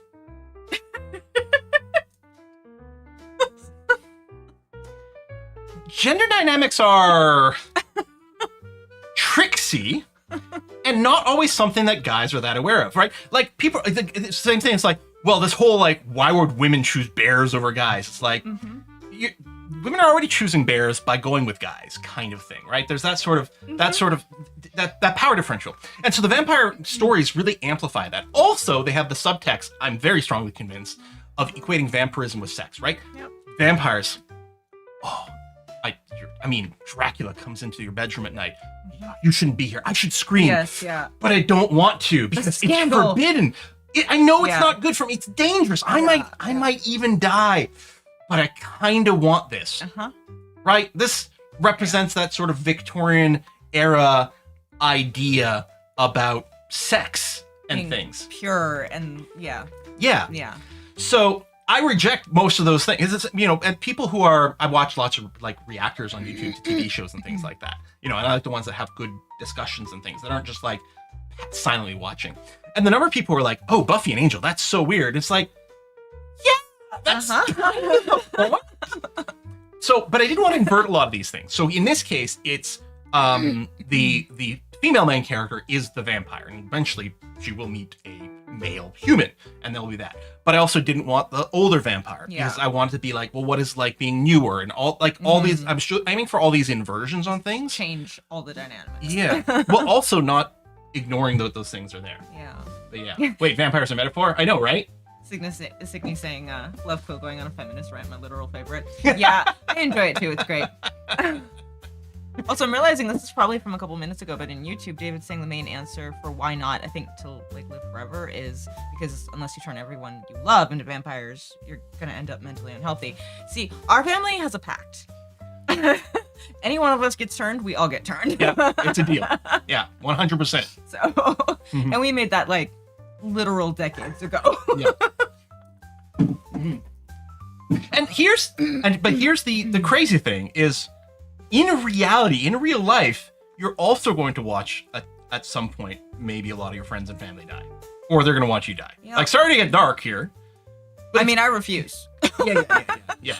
We kind of, but it's like you're already kind of going to have to deal with this whether you're immortal or not. Yes, the argument maybe if you're immortal, then it just gets compounded over the centuries. Yeah. And maybe that's why they're so freaking mopey after a few centuries. Fair. And they don't interact with humans all that much, actually, a lot of the time. Yeah. Yeah. I think that's enough of a rant. We can probably go to a next chapter. I have felt like a vampire for most of my life. Relatable. Quill, do you have a family zombie apocalypse plan? Oh, we're just gonna die first. Oh, yeah, we were just talking about that again not long ago. Yeah. We're just gonna die. I'm not gonna put up with that bullshit. Plus, we live really close to a cemetery. We're gonna be the first to go when the dead rise. Yeah, we have no hope. We're really counting on the vampire thing first. Yeah. Was the prose inspired by Disco Elysium? I'm pretty sure you had written the bulk of the book before you played Disco Elysium. I had, but when we were playing Disco Elysium, I did explicitly screenshot a lot of dialogue and talk about stealing it, because sometimes Disco Elysium would go into this sort of more purpley prose kind of area. Purpley prose is a term used for like sort of overall language for the sake of itself, but which I do love. I mean, I had to cut so much of it out on this novel, but I did want to keep it because, again, I'm looking for a little bit of an older school kind of vibe. Right. And that means being a little bit more poetic, a little bit more florid with your prose. But yeah, Disco Elysium definitely helped justify my choices sometimes. I remember you praising some of the very powerful phrasing. Yeah, exactly. Okay, we're going to do one more chapter. Then I think we'll have a break for some drinks. And maybe some food, so that we don't get totally wasted. That's good, because we do have some snacks. Okay, I don't think the next chapter is very long, so it'll be perfect. Yeah. Chapter 4, which I also want to do today, is a little bit longer, so it'll be a perfect thing to recharge before that. Okay. So chapter 3, A Place Among Shadows. The latent heat of the summer day lingered inside the midnight mirage, even as the night air outside cooled rapidly. So, chapter 1, it's hot. Chapter 2, which is 5 months ago, starts a description of it's cold because it's winter, it's January. Now we're back to feeling hot. Hopefully it's like, let's bring you back where we were. I'm hoping the timelines are clear. That's one of the problems always with doing flashbacks and stuff like that, but hopefully it's there. Thanks, cool man. Rosalind missed feeling warm. She wasn't cold. At least she didn't feel cold. Not anymore. Speaking of which, Not ever. Speaking of which, you're putting your scarf on? I feel cold. She was aware of the temperature, just as she was aware of the feel of the rich burgundy velvet that whispered against her silk stockings as she slid into the booth next to Vincent Blackmore. But for 5 months now, none of those sensations meant anything to her. She fidgeted in her seat and wondered how old the 3 vampires around her were. Vincent felt the oldest, with his silver hair, but that only meant that he was older when he was turned, which could have been a century ago, or just last year for all she knew. She had no idea at all what Eric looked like, despite the fact that she could reach out across the table and touch him, if she dared. She could barely turn her eyes in his direction before they slipped off him. He wasn't invisible, but she could just make out his outline in the corner of her eye. But it felt... I think I added an extra but in there. He wasn't invisible, she could just make out his outline in the corner of her eye, but it felt as if he was made of smoke and shadow. Obviously, we're sort of like recapping some of the stuff from the first one, but it's early on. I want to doubly reestablish the look of the characters. Like, I feel like one set of repetitions is a good idea to help lock in. Some people say, and I think this might apply a little bit more to kind of essay writing. There's the idea of, I'm going to tell you what I'm going to, first I tell you what I'm going to tell you, then I tell you what I told you, as a way to sort of reinforce that idea. I didn't go quite as far in here, but there was that sort of thing. And then reestablish the scene, especially since we're coming back from a flashback. And yet Lily, still standing, was the hardest of them all to judge. She seemed to be frozen in her early 20s, blessed with, or trapped in, the same youthful facade that would now define Rosalind for eternity. But Rosalind had reason to believe that Lily had been reborn into darkness before Rosalind's grandmother's grandmother was even conceived. And somehow, tonight, she would have to prove that she deserved to share the night with them. She forced herself to meet Vincent's eyes as he spoke. It is time for you to take your place within our society, and the council has decreed that it falls to us 3, Vincent said, indicating himself, Eric, and Lily, to find you a purpose that benefits the whole of our kind. Yes, Rosalind glanced up at Lily, who gave her an encouraging nod. Lily told me that I would need to prove myself worthy of joining the community, to earn the protection of the council. She said that normally a vampire sire would vouch for them, but... She let the words trail off, unsure whether it was safe to speak her feelings about the vampire who had transformed her. Indeed, your, dramatic pause, unusual circumstances require a different approach. Vincent's words were precise, measured. And, of course, you will need to demonstrate not only your value, but your ability to move freely among humans, without supervision. Rosalind guessed that the first test had been Lily's insistence that she'd come to the Midnight Mirage in the first place, to see how she could handle being around so many people. Or maybe Lily hadn't meant it solely as a test, but as a form of exposure, an inoculation. Despite her near disaster at the bar, Rosalind had to admit she was already finding it easier to ignore the temptations that occasionally brushed past her shoulder, though she was thankful that Lily had chosen to stand next to her rather than take the free seat across the table, her body acting as a barrier against too much contact with warm flesh. Banana, that's an excellent question. I saw that. Banana asks, is it common to put a space on both sides of ellipses? Man, oh man. Yeah. So in internet speak, no. Also, in French, which is my first language, no. But it turns out with virtually every style guide that exists, Chicago Manual of Style, the AP Style Guide, the APA Style Guide, and so on and so forth, yes, spaces on both sides of the ellipsis. And in fact, while me and my editor and I followed the Chicago... He's the writer. The Chicago Manual of Style as the general rule set for this novel, I did differ in one thing. The Chicago style is to put spaces between each dot of an ellipsis. And in this case, I actually went with AP and APA both don't have the dots in between.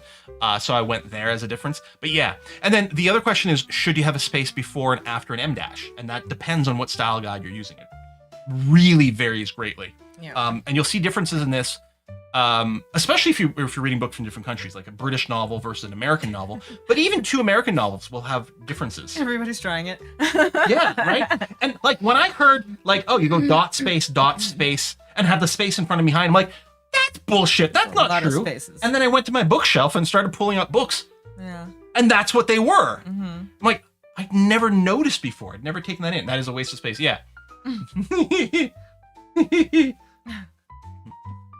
Yeah, This is the dot dash dot. Yeah. Yeah, he just writes the book in Morse code. Yeah. The ellipses conversation again. I know we talked about this before, but yeah, mind blown. Yep. Yeah, we've had the ellipses conversation a couple times too. Got here, body acting as a barrier. Yes. Vincent leaned forward slightly as he continued, the clatter of the speakeasy creating a strange privacy despite the people milling around. Some people are concerned about like having this open talk here. It's like, is this a breach of the masquerade? It's like, man, it's too busy. No one's paying attention. Yeah. And it's loud. There's music. People are Drinking. talking. Yeah. Your task will be simple enough, Miss Vale. However, make no mistake. It is vitally important and could be crucial to the future of our unique society here in Chicago. Should we talk about capital letter after the colon? No, boy. let's just move on. Yeah. Let's just move on. Let's move on. We won't be able to now. They're gonna ask. We've been monitoring a group of hunters, humans who have taken it upon themselves to disrupt our affairs. At the mention of the word hunters, Rosalind felt Lily stiffen for a fraction of a moment. It was an out-of-character break in her normally unflappable facade of alluring confidence, and it made Rosalind anxious. I will talk about the comma here. If it was a British-style book, the comma would be outside the quotation mark, and American style it would be inside. Now, obviously, with speech, it tends to be inside, like a speech tag. Yeah. But for this and a little microquote, it varies depending on style. Yeah. That one I knew about. We have been detecting signs, Vincent said, inclining his head toward Eric as he spoke, as if to credit the shadowy figure, that these would-be hunters are planning an attack of some significance, and we need to know when and where they will strike next. The hazy figure of Eric Augustus slid a folder across the table toward Rosalind. What's this? Rosalind asked, opening the folder to find notes and photographs scattered inside. A voice as warm as a Georgia sunset emanated from the shadows, startling her. These are surveillance targets, Ms. Rosalind. Or, rather, yours. Watch them, learn their pattern. Should not try. Learn their patterns. It was pretty good. You are not to engage. We mustn't tip our hand too early. They're all hunters? Indeed so. And that makes them dangerous, understand? Bless your heart. Thank you, Parduke. Oh, lordy. Eric's instructions, though curt and clipped, felt more like advice than commands, as if he was invested in keeping Rosalind safe while she worked on their behalf. Rosalind nodded and was surprised to find some of the tension leaving her body. Vincent took the reins back. We know you aren't a spy, Rosalind, but you are something quite valuable, a new face, an unknown. That is why we have selected you for this. Should the hunters be monitoring us, as we suspect they are, your unfamiliarity to them could be a tremendous boon. Valuable. The word settled strangely in Rosalind's chest. These ancient creatures saw worth in her anonymity, in what she wasn't, rather than what she was. Still, it was a beginning. For months, she had felt worthless, a failed project abandoned by her sire, and, more recently, a burden to Lily, though she always insisted otherwise. Switching over here from YouTube for Lord. Yeah. Oh, hey, Excalibur. Yeah, it's weird that like YouTube tends to fall a little further behind, but theoretically it has higher quality in weird Really ways. strange. Yeah, it's bizarre. People are liking the use of unflappable, by the way. Everyone's giggling about unflappable flappers. Yes, yeah. there may have been some intentionality there. That one's just fun. Yeah.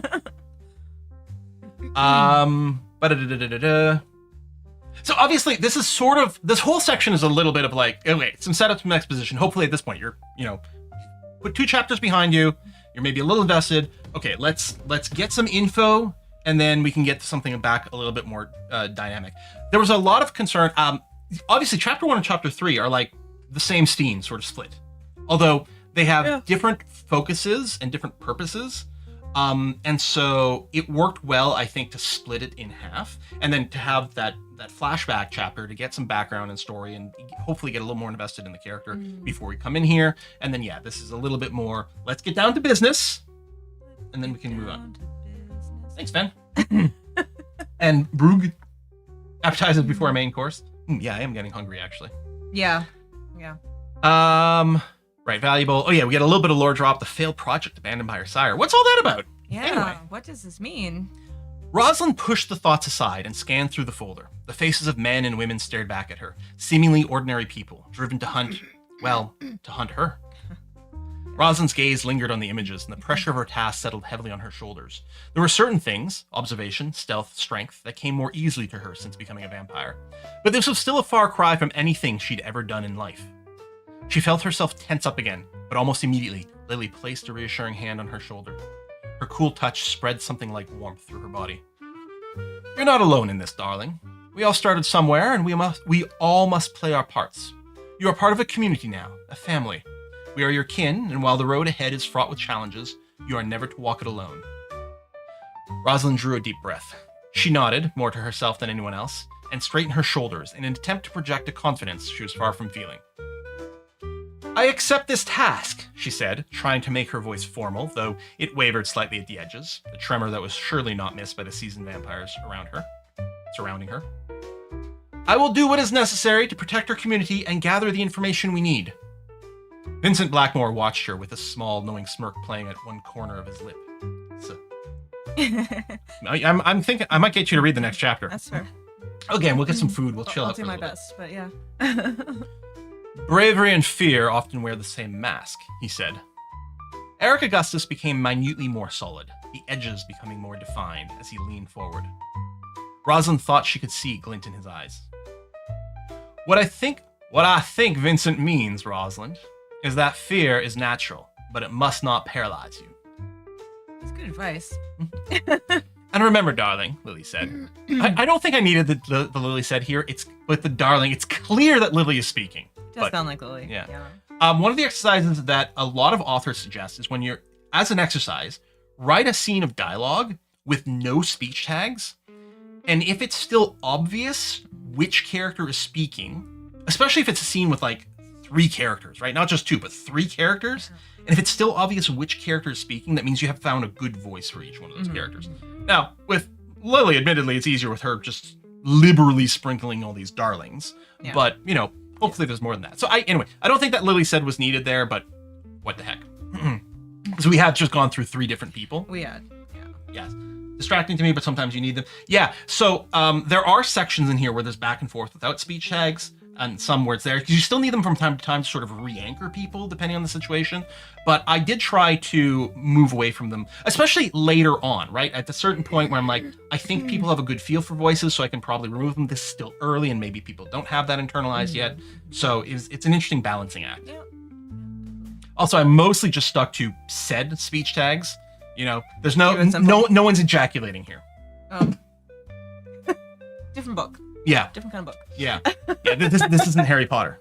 Oh God. Which is literally the reference I'm making. Okay. I haven't read all those, so I didn't get that. Okay.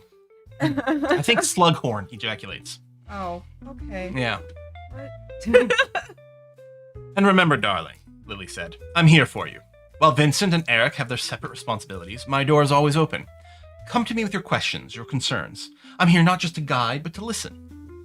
Rosalind felt the weight of their stares, each carrying decades, if not centuries of experience. They saw through her feigned confidence to the fear beneath, yet offered mentorship instead of mockery. A small comfort, but one she desperately needed. The group disbanded. Tell, not show. Yeah. Eric sort of scooched his way out of the booth awkwardly and then get it over with. Fuck it. The group disbanded. Yeah. Done. Yeah. Move on sometimes, yeah. He's like, I got a story to tell. Rosalind lingered, letting her gaze drift over the speakeasy's crowd. The flush of excitement on dancers' cheeks, the heat of bodies pressed close in revelry, the intoxicating buzz of illicit drinks, scenes of life that she would forever observe from the outside. As she watched the living lose themselves in their ephemeral joys, she understood why this task was about more than simple obedience. It was about embracing what she had become. As Lily said, she was part of a new community, a new family. A dangerous one, but the only one she could have now. Just sort of a tell, but there were questions like, what about Rosalind's family? What about her friends from beforehand? Maybe some of that is covered, but I'm at least, putting a little thing on here. It's like, I'm telling you right now, this is the only one she can have right now. Yeah. This is where she had to be, among those who understood her nature, who shared her eternal nights. They offered a sense of belonging, a purpose in a world that was no longer familiar, but still held possibilities. Rosalind rose from the booth, her movements fluid with newfound resolve. She wove through the crowd with growing confidence. Perhaps Lily was right. It would get easier. The cacophony of heartbeats faded to a dull thrum, and for a moment, Rosalind allowed herself to believe she could master this new existence. Then a warm body collided with hers. It belonged to a young man, handsome, beneath the sheen of alcohol. Sorry, lady, he slurred, his breath hot with whiskey. Before Rosalind could step away, his arm snaked around her waist. How about a dance, beautiful? He pulled her close. Rosalind found herself pressed against his chest, the thunderous beat of his heart now drowning out all other sounds. Her gaze fixed on his neck, where a bead of sweat traced a path along his pulse point. Time seemed to slow as she watched that glistening droplet vibrate with the throb of blood beneath fragile skin. Her lips parted, fangs aching to extend. One bite, one moment of surrender, and she would feel bliss like no smuggled booze could ever provide. With a strangled snarl, Rosalind shoved the man away. He stumbled back, confusion and hurt flashing across his face, but she was already gone. She pushed through the throng of dancers, deaf to the protests as she barreled toward the exit. The cool night air hit her like a slap as she burst onto the sidewalk. For the first time in months, she actually felt it. The cold gripped her throat with an icy hand. She doubled over. Her choking breaths came in ragged gasps. It wasn't exertion that racked her body, but the terrifying realization of how close she'd come to losing control. Again. She straightened, staring at her trembling hands. Hands that once sketched delicate portraits, but now ached to rend and tear. The sophistication of Vincent, the nurturing warmth of Lily, were they just elaborate facades hiding the monstrous truth of what they all were? The night stretched before her, vast and dark, and offered no answers. Hey, Tarias, thank you very much. So many liquid imagery. I don't know if you mean literally liquid. I mean, oh, the bead of sweat. Yeah, there's sweat. There's the booze, the blood. I mean, there's a few things. Yeah. And Kentos, I do love the word facade so much, or as you spelled it, facade. Facade, yeah. I mean, it is admittedly a word I absolutely adore. It's a good word. And probably it shows up too much. And it stands out because A, it's not an everyday English word, and it's got the cedille on there. At least I insist to spell it with the cedille, so I don't say facade. Oh. Which does make it stand out more. And yeah, there's potentially a slight risk of overuse, but I like it, and I think it applies most of the time. It is a lovely word. Mm-hmm. It's always a question of, how much use, how much of that. I think throng gets used a couple of times with regards to the dancers and stuff too. But it makes sense. Yeah, and it's like, at a certain point, I'm like, how much do I want to just abuse the thesaurus, right? And use more and more different words. Just because you can. Yeah, everything is a balancing act, and I'm not sure if for some people it'll be great, some people will want more, some people will want less. Yeah. Well, and you literally can't please everybody anyway, so, yeah. I mean. Facade is a perfectly cromulent word. I love, and I think it is a glorious book. The Invisible Life of Addie LaRue is incredible. The use of the word palimpsest? Palimpsest. This person, palimpsest, maybe. Yeah. Schwab really, really fell in love with this word for this book and used it constantly, specifically, like, in terms of a specific character over and over and over again. And it's like, reading that, I'm like, I love this book, but I saw that and I'm like, I'm probably doing that with a few of my words too. Like, I'm not gonna judge, but oof, yeah. Yeah. Sometimes it's a lot. I read a book where I had to look up minimum one word per page, which never happened to me in a book before. That's a lot. Too much thesaurusizing. That's pretty heavy. Yeah. One per page. That's a lot. Yeah. Urasa says, this is an intentional young adult work. Does that influence the vocabulary one way or the other? So the goal of this is to write it adult fiction, but the idea was to write something that could be read down to a teenager without being too problematic in various ways. So it hoped to be accessible in that sort of a category. As long as there's not too much braid tugging. Like Anne of Green Gables? I mean, already 3 new words in these chapters. Oh, pretty well good. I'd love to know what they are. Wow. Mm-hmm. No, I never played BloodNet. Oh yeah, For Evil Not Good had mentioned earlier too that they were very intrigued and interested in Eric. And I was like, yeah, I think this is right around the time that I was like, okay, I think I like him and I want to know more. Yeah, I get it. Eric is very much a mystery, which, I mean, suits exactly what's going on. Like, Rosalind can't see him properly, and we as the readers are like, the fuck's up with this guy? Now, part of that is a remnant to when this originally was sort of a Vampire the Masquerade, like, piece of fiction, right? Sort of fan fiction, solo role-playing kind of thing. Rosalind is Malkavian. She gets visions. Lily was Toreador. She's, you know, the owner of this nightclub, the impresario. Vincent feels like a Ventrue. Eric feels like a Nosferatu with obfuscation and things like that. Now, that has all been stripped back a lot, right? It's going for this pure sort of like, much pure sort of bare bones vampire experience, but there's clearly still the trace of some people having something kind of unique, right? Rosalind has these visions, which are apparently not a vampire thing. Mm-hmm. Eric's got some ability to not be noticed. Now, That we don't really understand. is he literally invisible, bending light or the shadows around him, or is it a psychological thing? Yeah. Who knows at this point, Yeah. right? Nobody knows. Yeah. Parduke says already in my mind, Eric is X-Men cartoon Gambit voice. Well, I wasn't going for Cajun, Yeah. right? I talk about the warmth of a Georgia sunset, or sunrise. One of the two. But- I can't remember what it is. Southern. Yeah. So yeah, he's he's from But the not south Cajun, for sure. yeah. I do have an entire like okay. So there's certain things for the characters that show up in the book, like directly as part of the main plot, and some things are hinted at as part of sort of background and stuff like that. And some things are never mentioned, but still exist in my awareness for some of these characters, right? Like I could write a novel that is Rosalind's life story before she becomes a vampire. Yeah. I don't think there's a sort of a point to it because the You could. ending would be, and she became a vampire. Yeah. Spoiler alert. Yeah. But, you know, I have all this, and it hopefully means that when I write certain things, I am being influenced by that. Even if it's not explicit and people don't know where it's coming from, it generates a certain consistency in voice and different things like that. And so I have some of those things with Eric, and I would actually love to have Eric's story told.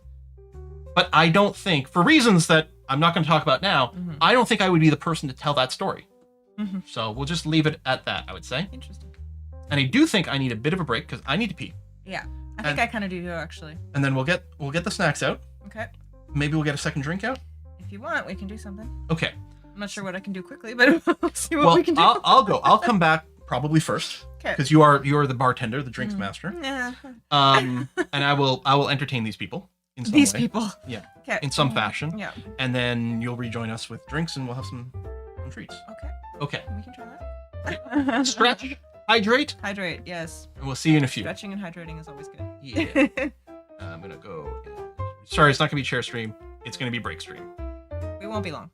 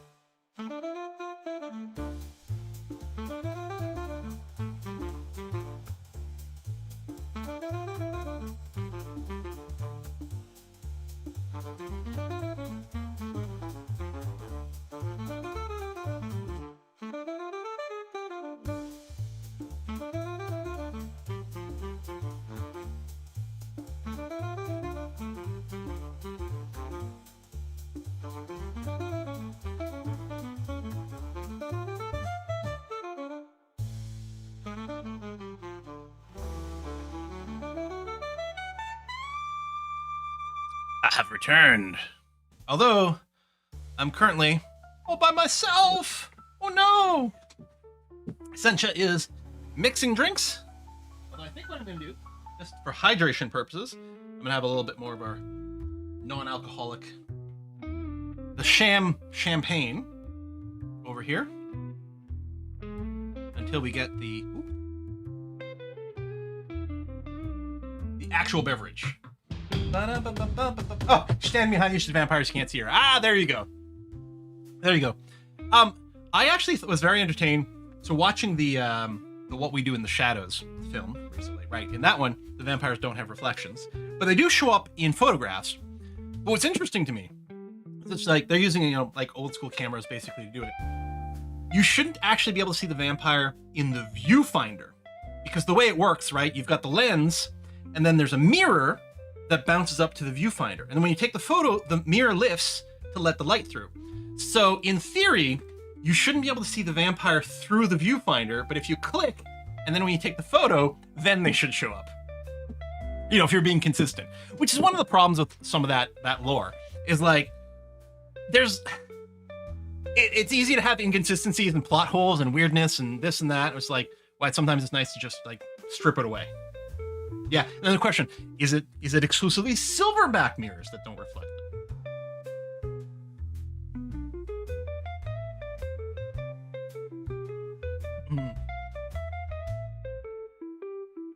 That's what I subscribe for. Thoroughly researched the nerd discussions. Exactly.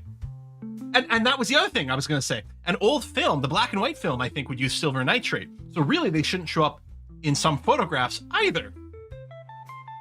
In, I think it's season 2, episode 1 of Angel, they, as in the people who work with Angel, find an old photo, an old black and white photo of Angel. And Cordy makes the joke of like, well, so now we know. It's not that vampires don't photograph, it's that they don't photograph well, because, she doesn't think he looks good in that. But it was like, oh, this is a black and white photo. Wouldn't that have been silver at night? What about digital cameras, no mirrors anywhere? But you still can. I mean, I don't know. Like and admittedly, I don't have a new SLR, but my SLR still has a mirror for the viewfinder part. Now, if you're using the LCD, like the screen to frame, then yeah. But if I'm using the little viewfinder, then that still had a mirror in it. Color filters rely on silver as well. Yeah. But like, at what point do you want accurate physics and chemistry in your sexy vampire novel?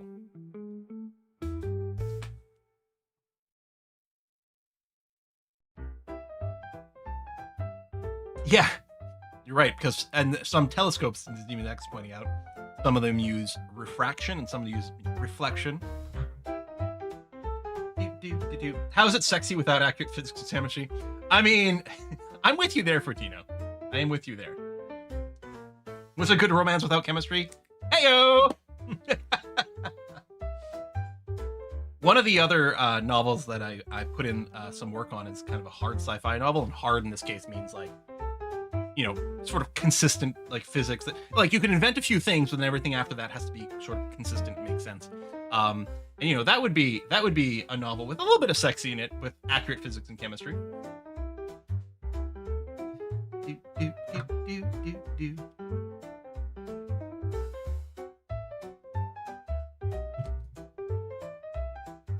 Honestly, you guys, read Hemlock and Silver.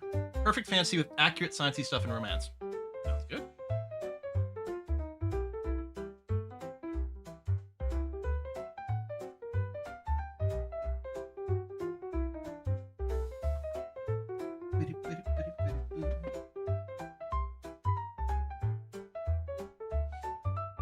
My feeling is that the hard science gives it some intrigue or fun plot points, and that's good.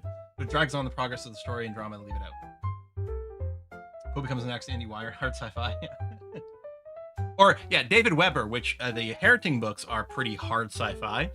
And man, are they ever filled with exposition. Like, I hope you love a lot of A, bad guy vision, and B, massive exposition about the history of the setting and, like, the technology and military tactics and things. Turns out I do like those things. I don't want to write those things, but I do enjoy reading them. Are we inventing a new genre here? Hard romantasy? I like my romantasy hard and soft. Weber needed an editor to stand behind him with a squirt bottle. I did down it, but it's non-alcoholic.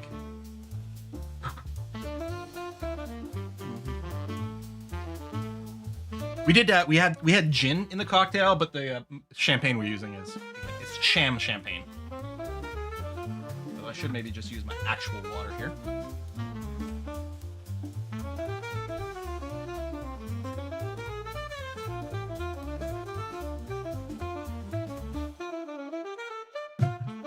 And we have to pee again soon.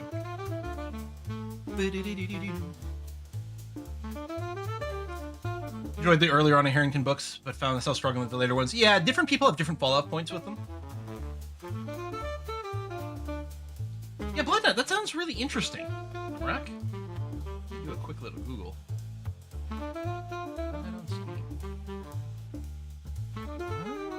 Oh, it is old. Huh.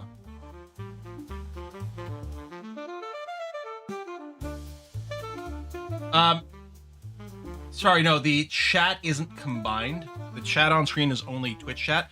Annoyingly, Twitch doesn't actually... It has rules about not showing other chats on the streams. Because I think they're worried about, like, it not following moderation standards. YouTube doesn't have the same rule. So I can show Twitch chat on the shared stream, but I can't show YouTube chat on the shared stream. Unless I've gotten things wrong, which is entirely possible, of course, but yeah. You've seen a few YouTubers on there?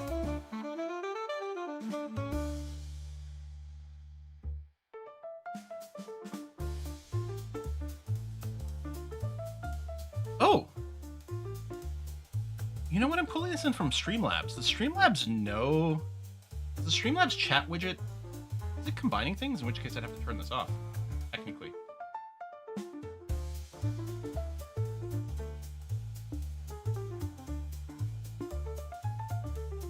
Chat box.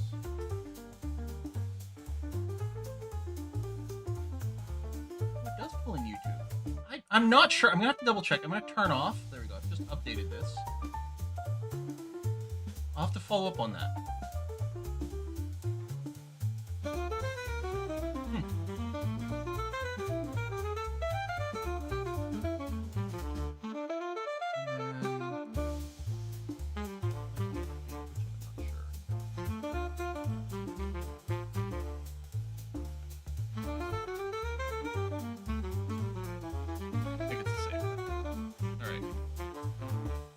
I don't want to exclude the YouTube people from that, but I think the Twitch rules are still weird about this sort of thing. Hey, Lilium. So, at some point, it's 2 o'clock, at some point we will get a Kiss for Luck onto the Discord chats as well. Probably to maybe read a chapter or something like that, and then she might do some more of that on her channel. In fact, what it's likely going to happen is I'm going to be on Discord chat with her over on her channel as well. I'm just checking Discord to make sure I wasn't missing anything anywhere that was important. Ooh, people are posting drink. Melv has posted a beautiful drink. They made the Roslyn drink. So over on the Discord, Essentia posted recipes for the drink. So we have the Crimson Fall, the Midnight Mirage, then we have the Roslyn, the Lily, the Michael. I think that's it, yeah. So Essentia made recipes for all of those. And yeah, thank you very much, Mel, for posting your version of that. Fotino over on the Discord, earlier asked, are you familiar with Jess of the Shire? Oh, great narrator. Oh, audiobook narrators. Oh yeah, that would be neat. And then Melv... Oh, posted a couple pictures. Nice. Where were the recipes posted? So they were on the Discord in the Crimson Fall category. I think in the No Spoilers channel. Hey, Dark Beholder. I see you on YouTube. Oh, I guess the question is, do we see it on screen on YouTube? I don't think so, huh? Your red drink is Mountain Dew. Code Red with vodka. Well, there you go. That works. Oh, the news channel. Although I think Essentia did go then and post in the No Spoilers channel as well. Oh, hold on. The news channel, I think, just had the Crimson Fall. And then the No Spoilers channel, the other drinks were posted in there.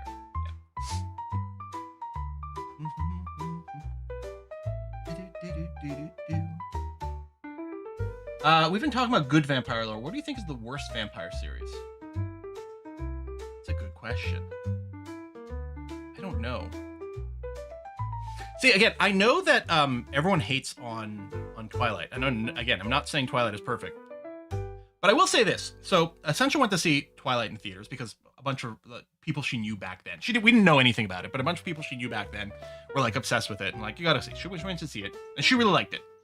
And then I went back to watch it with her. And I really liked it because I really felt, again, my sort of thesis about vampire relationships are inherently unhealthy and are inherently dangerous. And I thought it was perfectly captured in the film. I think if you like romanticize that as like a target, that's something wrong. But I think they really, I was like, wow, no, she really captured the essence. I mean, she changed, the basic lore. It's like, oh, they stay out of the sun because they're sparkly. Okay, who gives a shit? No, I didn't care about that. No big deal. Who cares, right? It's like they're still gonna mostly stay out of the sun and then be moody and cool, right? Like Vampire Diaries, those vampires can't go out into the sun. Except they all freaking do, because they all have a goddamn daylight ring. Because it turns out, for storytelling purposes, it's more convenient if they can do that, especially if your vampires are supposed to be integrated in society, right? The whole vibe with Twilight and also with Vampire Diaries, is these are people who are trying to be part of society. They're trying to go to high school. They're trying to pretend these things. We can't do that if you can't let your vampires go out during the day. So we need to do something.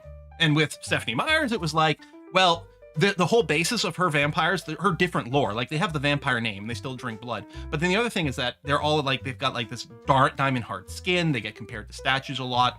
And they're like, okay, well, exposed to the sun, then the diamond hard skin sort of shimmers a little bit. Fine, who cares? It's fun. Who gives a shit, right? And then, yeah, with Vampire Diaries, you're like, well, we have an assembly line of witches mass producing these daylight rings so our vampires can go out during the day. It's not actually presented as lame as I'm making it out to be, but I'm trying to say that, I'm trying to use as an example. You can kind of explain everything in a way that makes it sound dumb and boring. So yeah. Yeah, Spike got a daylight ring, Buffy the Vampire Slayer, but didn't end well. Yeah, it was pretty short-lived.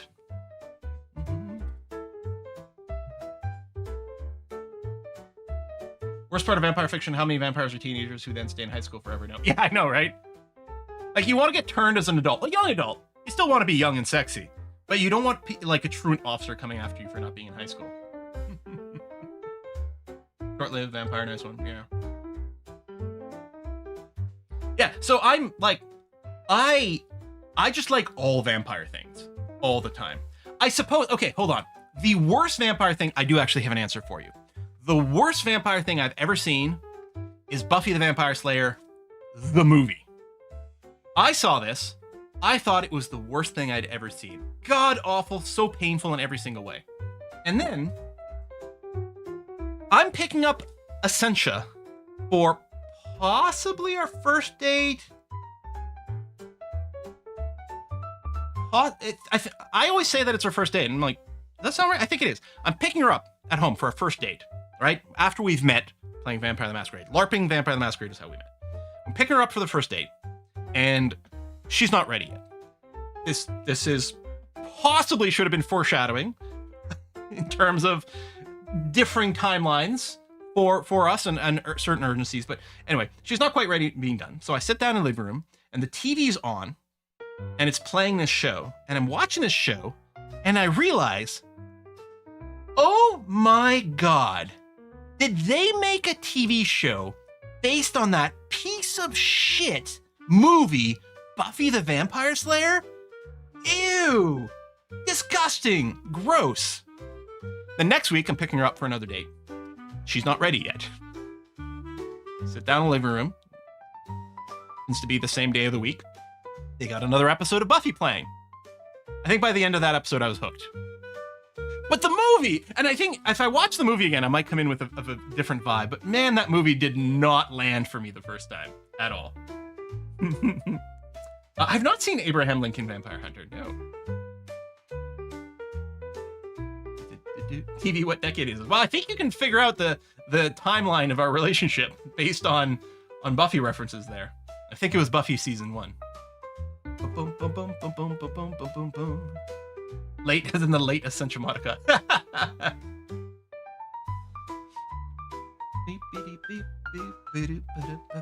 One thing we'll do when Essentia comes here with the drinks that she is preparing, we will do a little recap before we go into chapter 4, for anyone who wasn't here for the earlier bits. We'll do a little bit of a recap, catch them up to speed. You know, not the same as reading the book yourself. Available now worldwide on Amazon in both print and ebook. You can do ! Well, what game, or ! Novel, get a link, or you can go to the website crimson-fall.com, where you can pick up your own copy today. So, you know, hopefully, if you didn't see the first few chapters here, we'll still explain, and, you know, hopefully it'll be a good vibe, but yeah. Buffy on TV had to be all the way back in the 1900s. I mean, you're not wrong.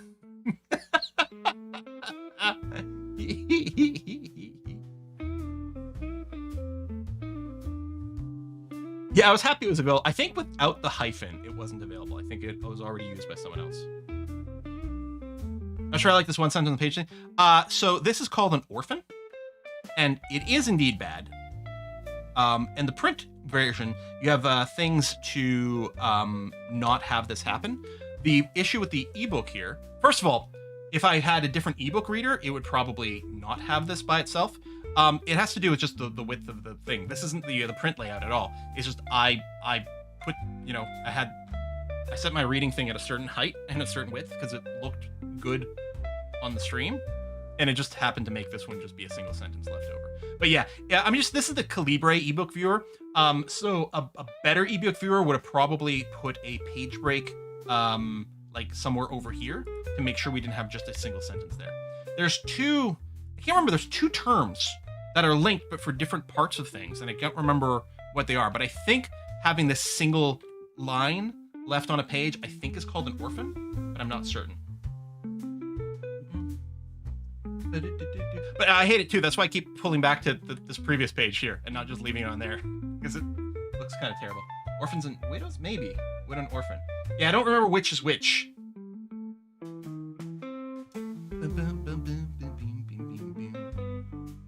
Come on, Quill, you're a programmer. You should know to name that command. What book, not novel? Yes, you're right. You're right.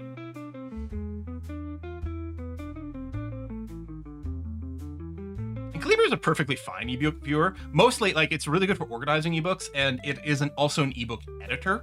I had considered doing my own ebook. So ebooks are just zip files with HTML and CSS in it. That's it. This is just HTML files. So if you can write HTML, if you write CSS, and obviously it's pretty plain. It's mostly paragraph breaks and a few different things. You know, something slightly fancier for like the drop cap over here. I think it's called a drop cap, that first letter thing. You can do it. So when I was, for just the ebook, I was going to do it just myself because I thought I can do this perfectly fine. But I didn't want to do the layout for the print because it's like, how do you deal with like some like margins and different things like that? And like, you know, I needed something organized. The two things that most people who are doing self-publishing use to do their print book layouts is there's a piece of software called Vellum, which is very highly regarded, but is Mac only. And there's another one called Atticus, which is actually a web app, so you can run it on everything. Ultimately, I ended up going with Atticus for a couple of reasons. It's slightly cheaper. Both of them can do both ebook and print. And that was handy. So in the end, I didn't do the ebook manually because I just used Atticus for it at the same time. And I did find it pretty easy to work. Theoretically, Atticus is also you can also use it as a writing tool. I did not enjoy it as a writing tool. It felt laggy. I didn't trust it that it would necessarily not F up and screw up some of the wording and things like that. I did all my writing purely in Google Docs. I experimented with tons of different options. Word processors, software meant for novel writing, like a lot of people like Scrivener a lot. And in the end, I decided to just stick with Google Docs for a couple of reasons. Google Docs is a really simple interface. Other than basic formatting, and using the outline sidebar to jump between chapters very easily, I didn't really need any other features. I also wanted perfect, seamless cloud storage so that I could move from writing on my PC to move to writing on my Linux laptop without having to worry about syncing or anything of the sort.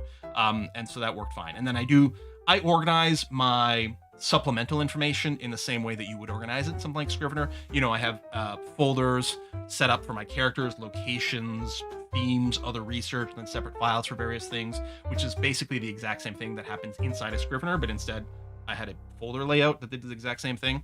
Some of those book editors will have versioning systems, so you could roll back to previous edition. But my workflow is that, like, at the start of a session, I just copied the file and incremented a version number. I think I was in the end, I think I was a version like 1.75. But I had, like, a lot of times it'd be like 160.0, 160.1, 160.2, 160.3, and then it would go. So there's probably, in the end, there were probably about like 200 iterations of the files or something like that in my folder. But that way, what's nice about that is it made it really easy and non-stressful to do revisions. Because sit down at the start of a session, duplicate the file, work on the new file, delete like several paragraphs, rewrite them. I don't have to worry about losing them, because if I decide, oh, you know, hold on, how did I write something? Maybe I want to bring it back in. I just open the previous version, and then, you know, compare, copy things back in, do whatever.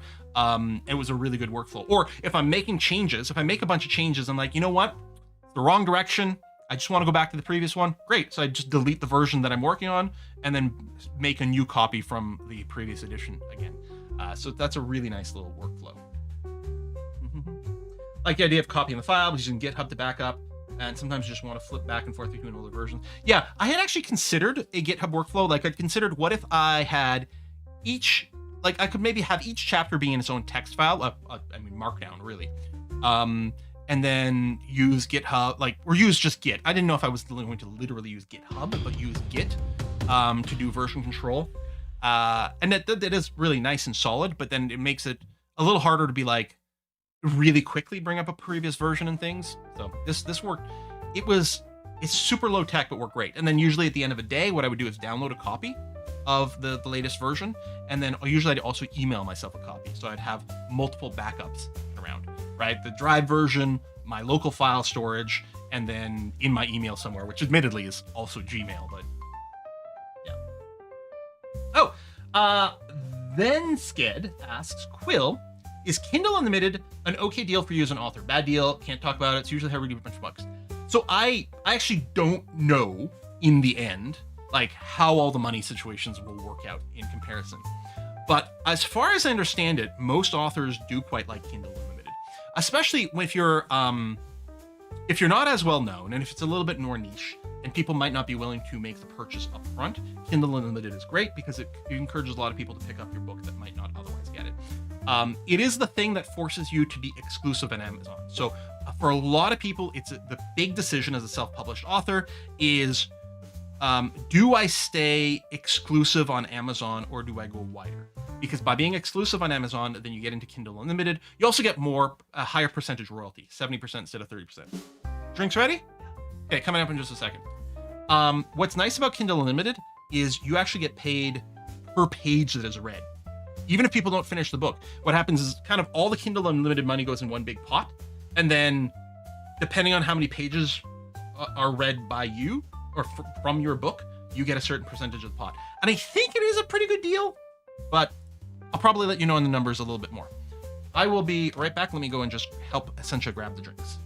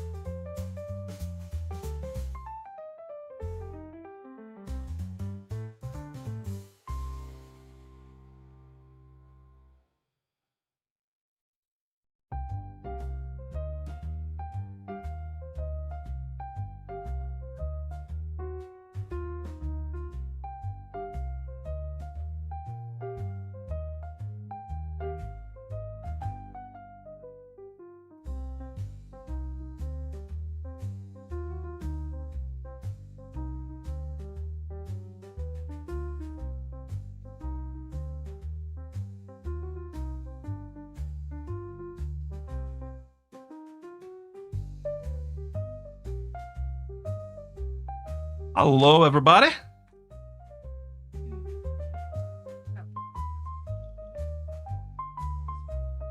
I have the Michael. The Michael. Remind the good people what is in the Michael.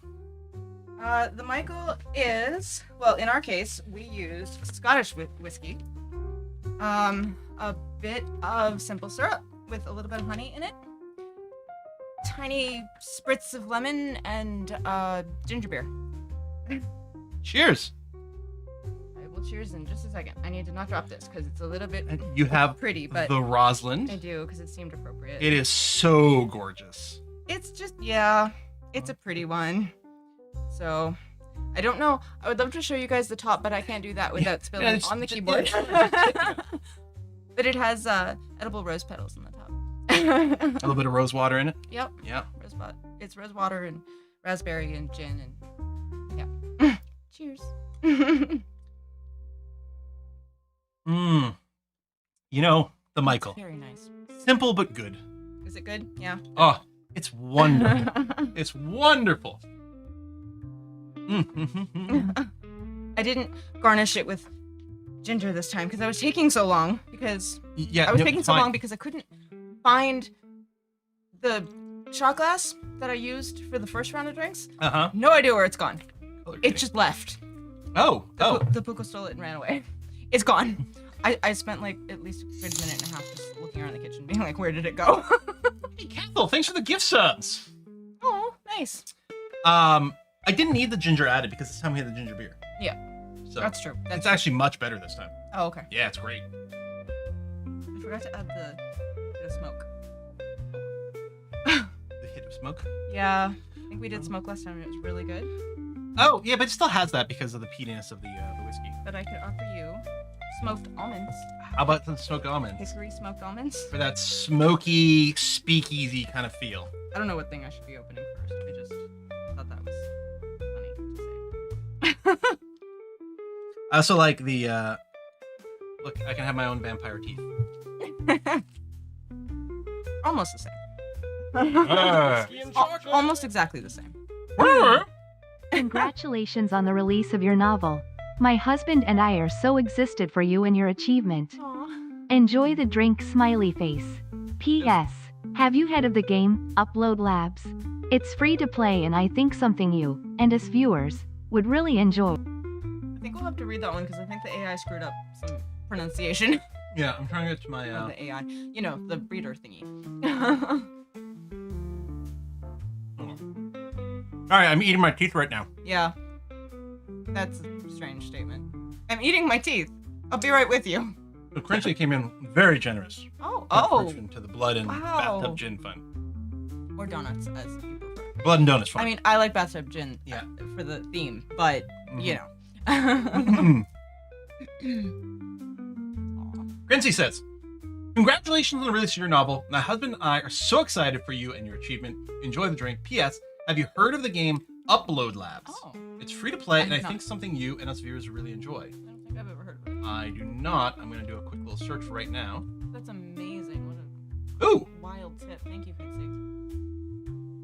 Wait, this is free? That's what he said. What the shit? Free to play. What the shit? This looks awesome! It's like a Factorio with circuits or Okay. some damn I was thing. gonna say he's processing it right away, and I'm like, I have no idea what I'm looking at. I'm going to go and get it installed. Before he forgets. Right. Okay, and they've got some little, okay, so they got some microtransactions if you want. Ah. I see. Okay. Like, what are this? Expansions? All right, so that's installing. That is awesome, and thank you. Thank you so much for that. That is incredibly kind. Would you like sandwiches? Little caprese skewers? Let's do Crackers and dip? let's do a skewer. Okay. I'll munch that, and then we'll do another read. Hope everyone else has got a party with snacks and everything. Hey, Eleanor! Made little cucumber sandwiches, because it's a very, like, 1920s party thing to do. And then made little... Oh, I'm gonna let you do it because I'm picking up the wrong side. Made little caprese skewers because, of course, you know, more red food. Mhm. Oh, you can smell the basil. And if you want, there is this that you could potentially dip in it if you'd like to. Let's try this red tinge dip. I don't know how to show that to you without. Everything is bloody. I mean, I could attempt to, but I don't know how well it'll. I can't aim. There we go.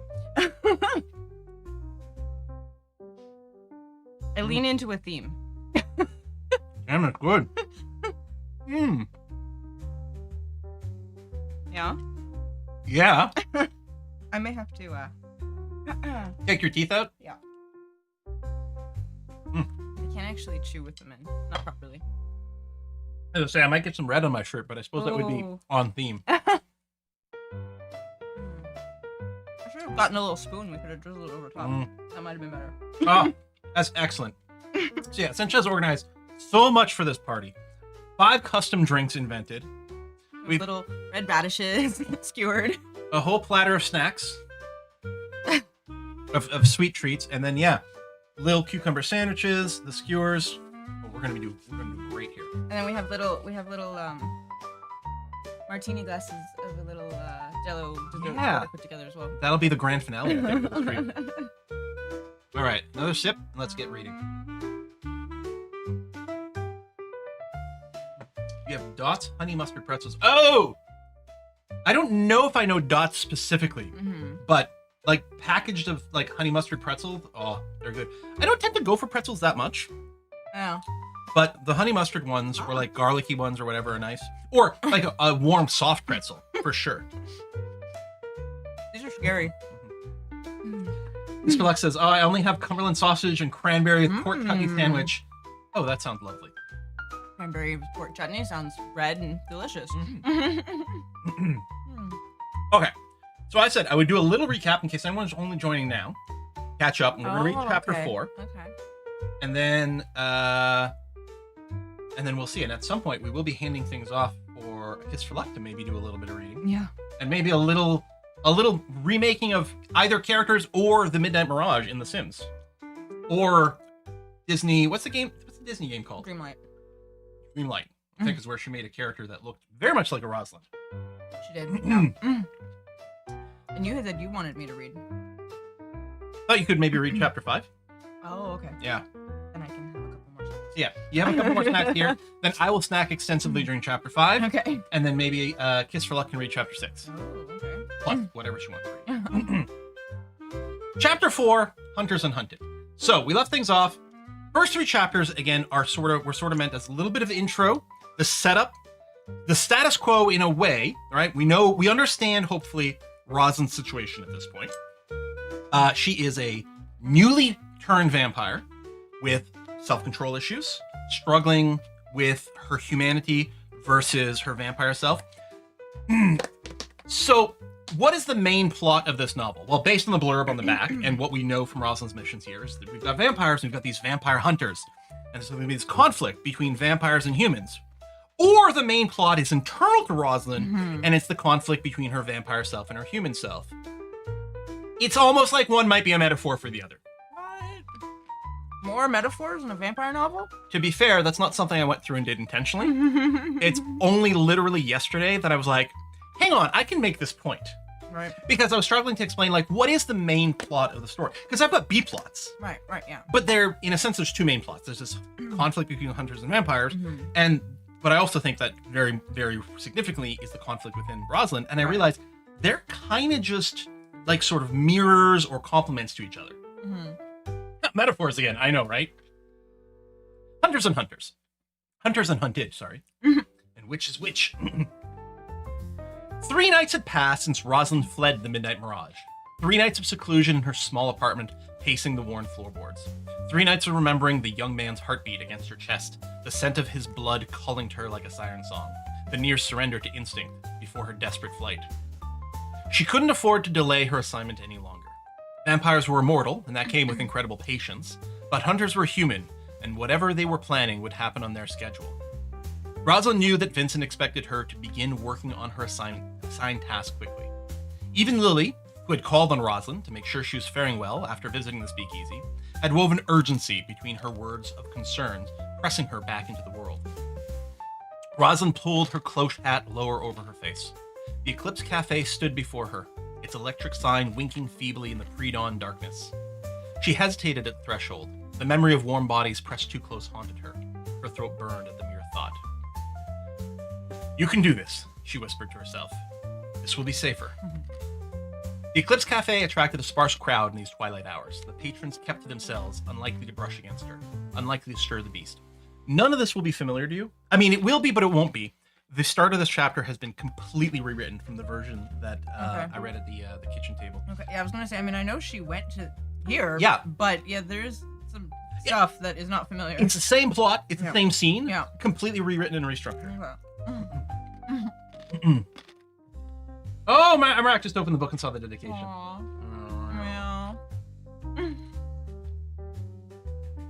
He didn't tell me about that until it was in print and in my hand.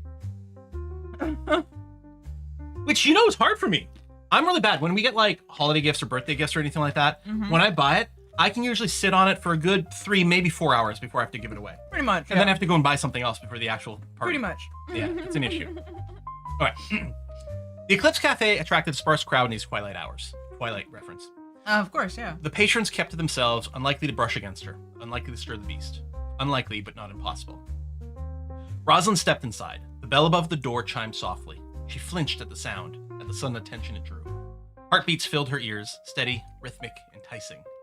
She curled her fingers into her palms until her nails bit into flesh. The sharp pain centered her. She chose a corner table, her back pressed against the wall. Her vision swept the room, cataloging exits and obstacles. She nervously fidgeted with her outfit, a simple cream-colored blouse and long, dark wool skirt, neat and unremarkable.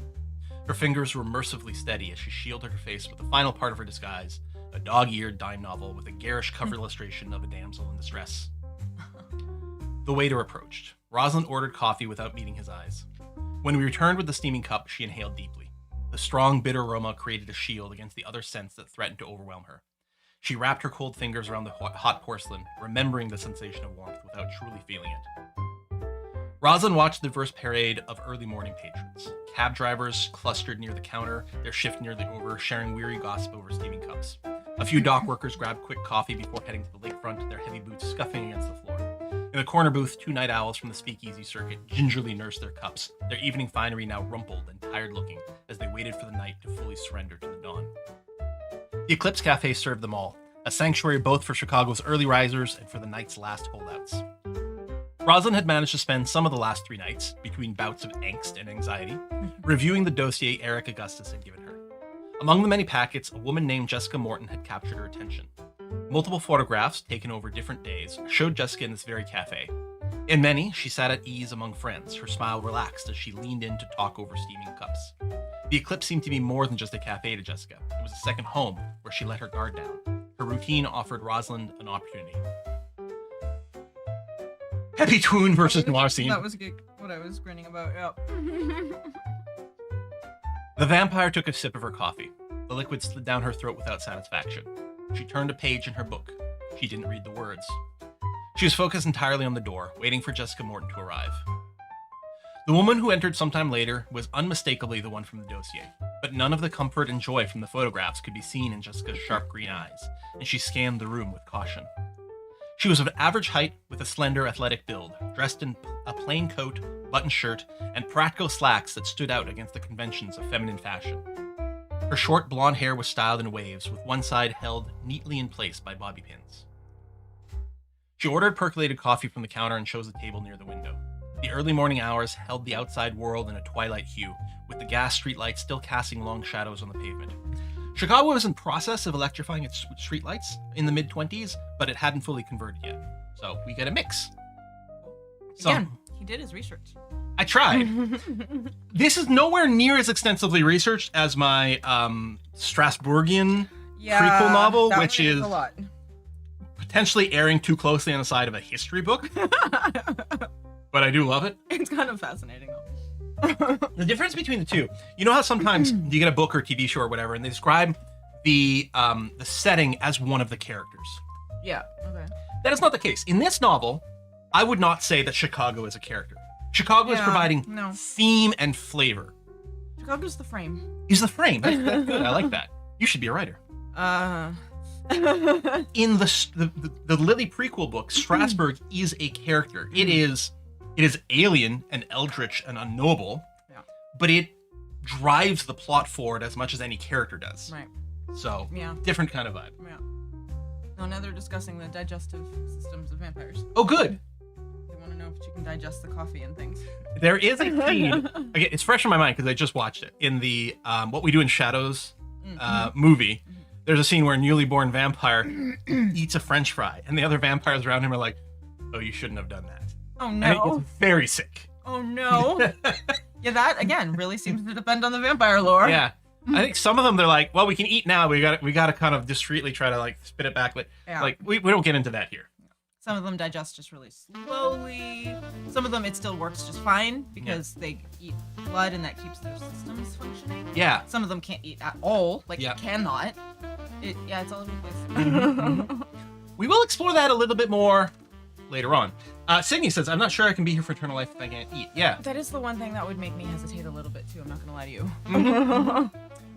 That may be something that specifically is explored from a few different angles in this novel. I apparently I'm unable to write a novel that doesn't involve freshly baked bread. I'm just... Spoiler alert. It's going to be in there somewhere. Everyone has their things.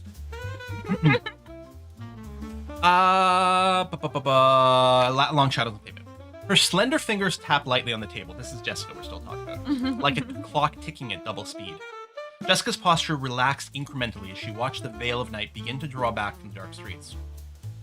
She stretched back into her chair and extended her legs under the table, crossing them at the ankles, and started to sip at her coffee.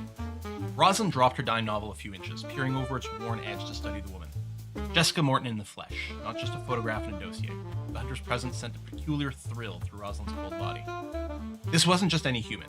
This was someone who knew what vampires were, someone who hunted them, someone who'd drive a stake through Rosalind's heart without hesitation. Yet Jessica sat there, vulnerable, unaware, sipping coffee like any ordinary woman. The irony wasn't lost on Rosalind. Hunter and hunted, sharing the same space, breathing the same air, separated only by a few tables and the hunter's ignorance. A fragile illusion of normalcy hung between them like gossamer. The woman's heartbeat reached Rosalind's sensitive ears, steady, strong, alive. Each pulse beckoned like a distant lighthouse through the fog. Rosalind swallowed hard against the automatic response in her throat. She put down the book and snatched the coffee cup, bringing it to her face and inhaling deeply. She took a drink to dull her senses, but the liquid conspired to pull a memory from her past instead. Heat passing over her tongue. A heartbeat fading beneath her lips for the first time. Her first hunt. The taste of the coffee transformed, becoming copper-rich and warm. Rosalind closed her eyes. She couldn't afford to lose control. Not here, not now.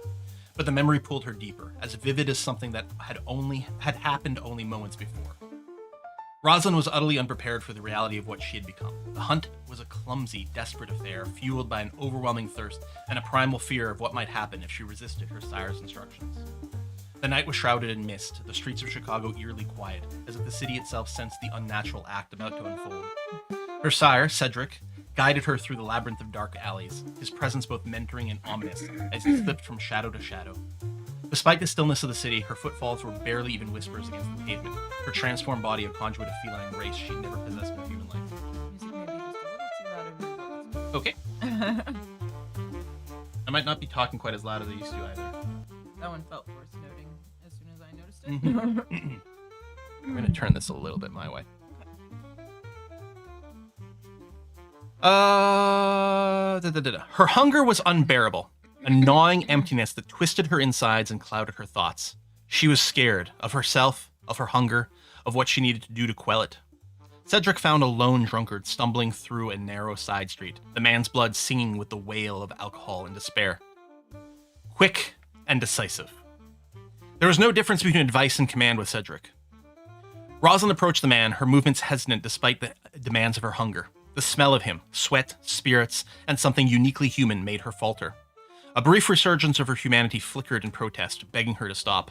But Cedric's stern gaze, dark and expectant from the shadows, burned away the last of her resistance. The hunger won, spurred not just by her nature, but by the fear of her tutor's reprimands. With a trembling hand, she reached for the man, her touch gentle as she steadied him against her. Her dark brown eyes, normally warm and vulnerable, took on a chilling intensity as she closed in, her lips curling back fairly. The bite was an explosion of sensation. She would never forget that first taste of warm blood as it filled her, the way the world seemed to brighten with each pulse, and the overwhelming guilt that crept in as the man's life ebbed away beneath her. Afterwards, she just knelt there with the man's body cradled in her arms. Cedric looked on, his expression an icy mask of detachment. "This is our nature," he said plainly, his voice cold as he helped her to her feet. "It is neither good nor evil. It simply is. What matters is that we claim what we desire without hesitation or regret. Power is taken, not given." His words, stripped of any moral consideration, underscored his belief in their right to exploit the weak and his expectation that she would embrace the same merciless instincts. Rosalind's thoughts returned to the present. She took another sip of her coffee, forcing herself to notice how the bitter brew contrasted with a vivid recollection of the blood's taste. Where the blood had been a rush of life, warm and filling, rich with the echoes of human emotions and vitality, the coffee was flat, lifeless, serving only to remind her of the things she could no longer truly enjoy. Aw. Clearly wasn't one of the coffees you make. Right, even vampires would like those, right? Yeah. I hope. Again, I couldn't enjoy that. That would definitely put a pause in my wanting to be a vampire. Yeah. Priorities.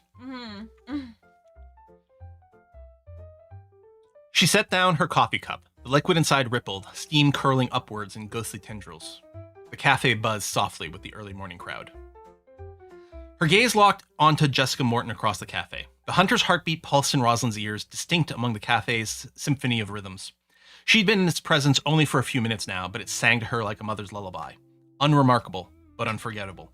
No offense to mothers. I was gonna say, hold up. There was nothing actually special about Jessica's heartbeat, but she'll remember it. That memory of her first hunt awakened something primitive within her. Her vision sharpened, colors intensifying as her pupils dilated. The world beyond Jessica faded to insignificance. Every slight adjustment in the hunter's posture, every shallow breath, every flicker of expression registered with crystal clarity.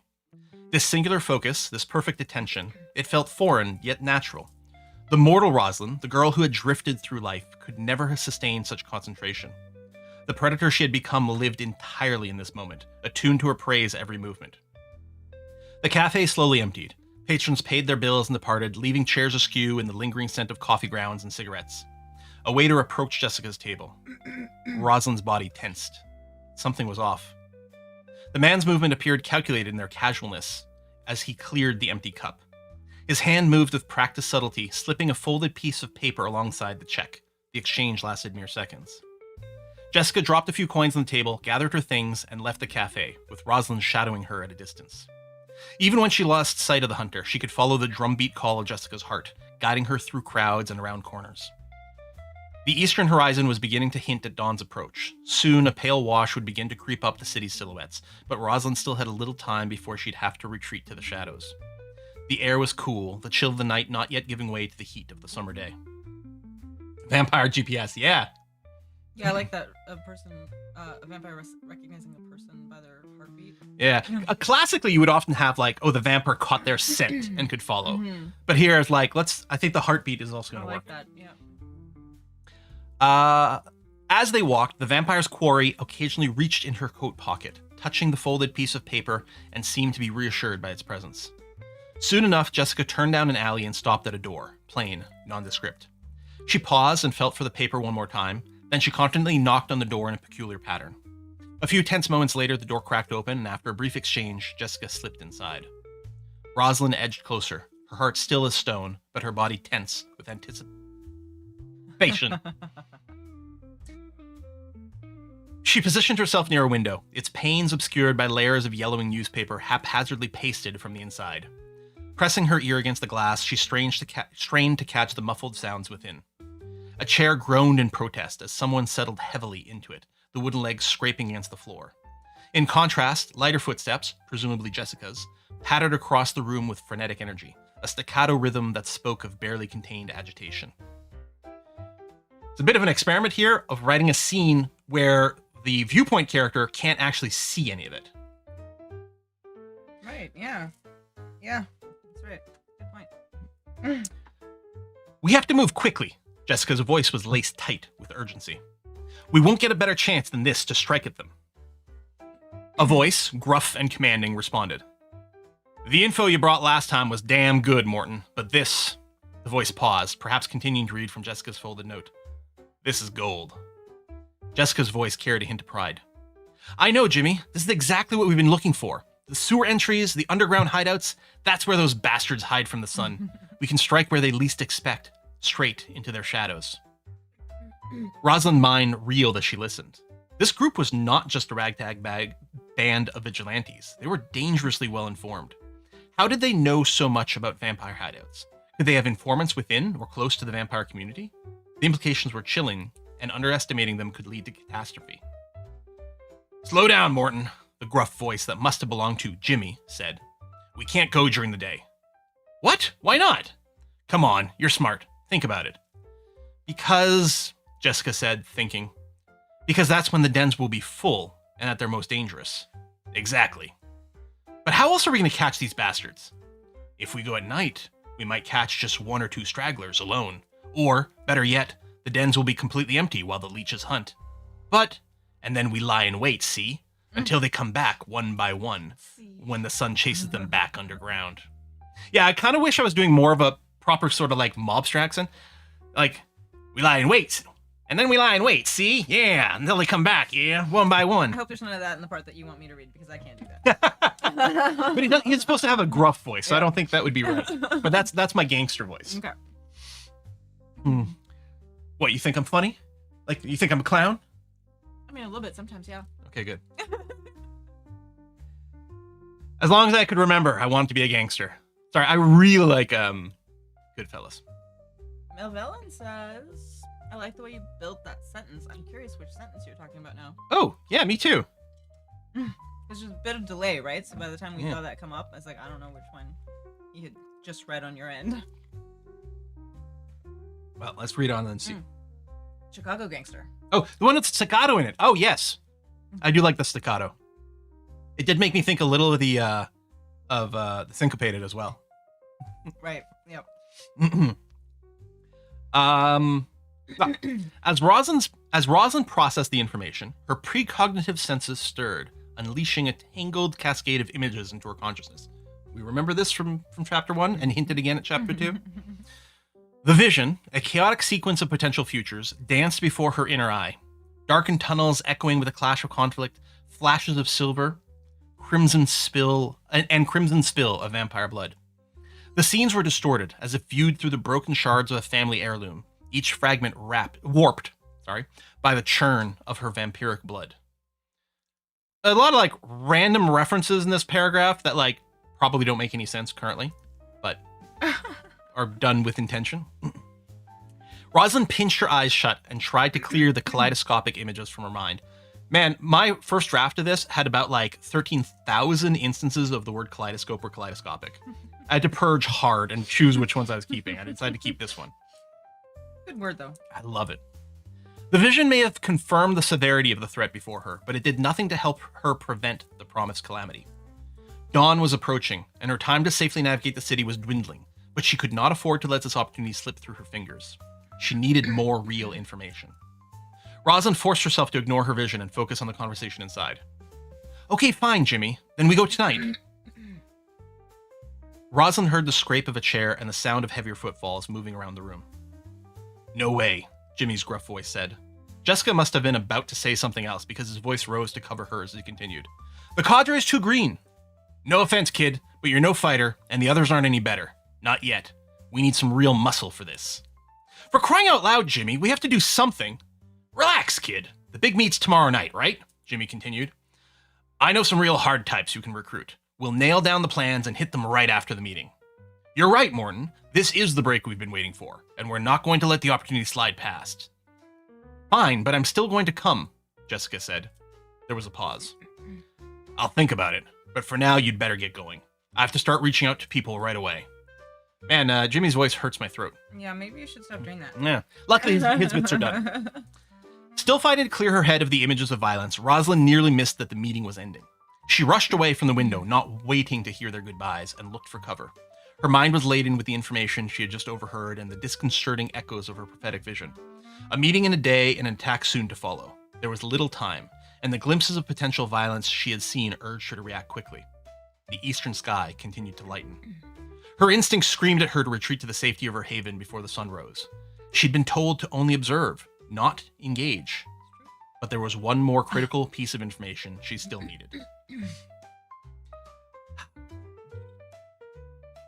Hi, this is in YouTube. I rarely catch a stream, mainly a pod watcher. Loving your Dwarf Fortress run right now, but wanted to make sure to stop by to congratulate you on the book. We'll share with all my vampire romance lovers. Thank you very much, Titus.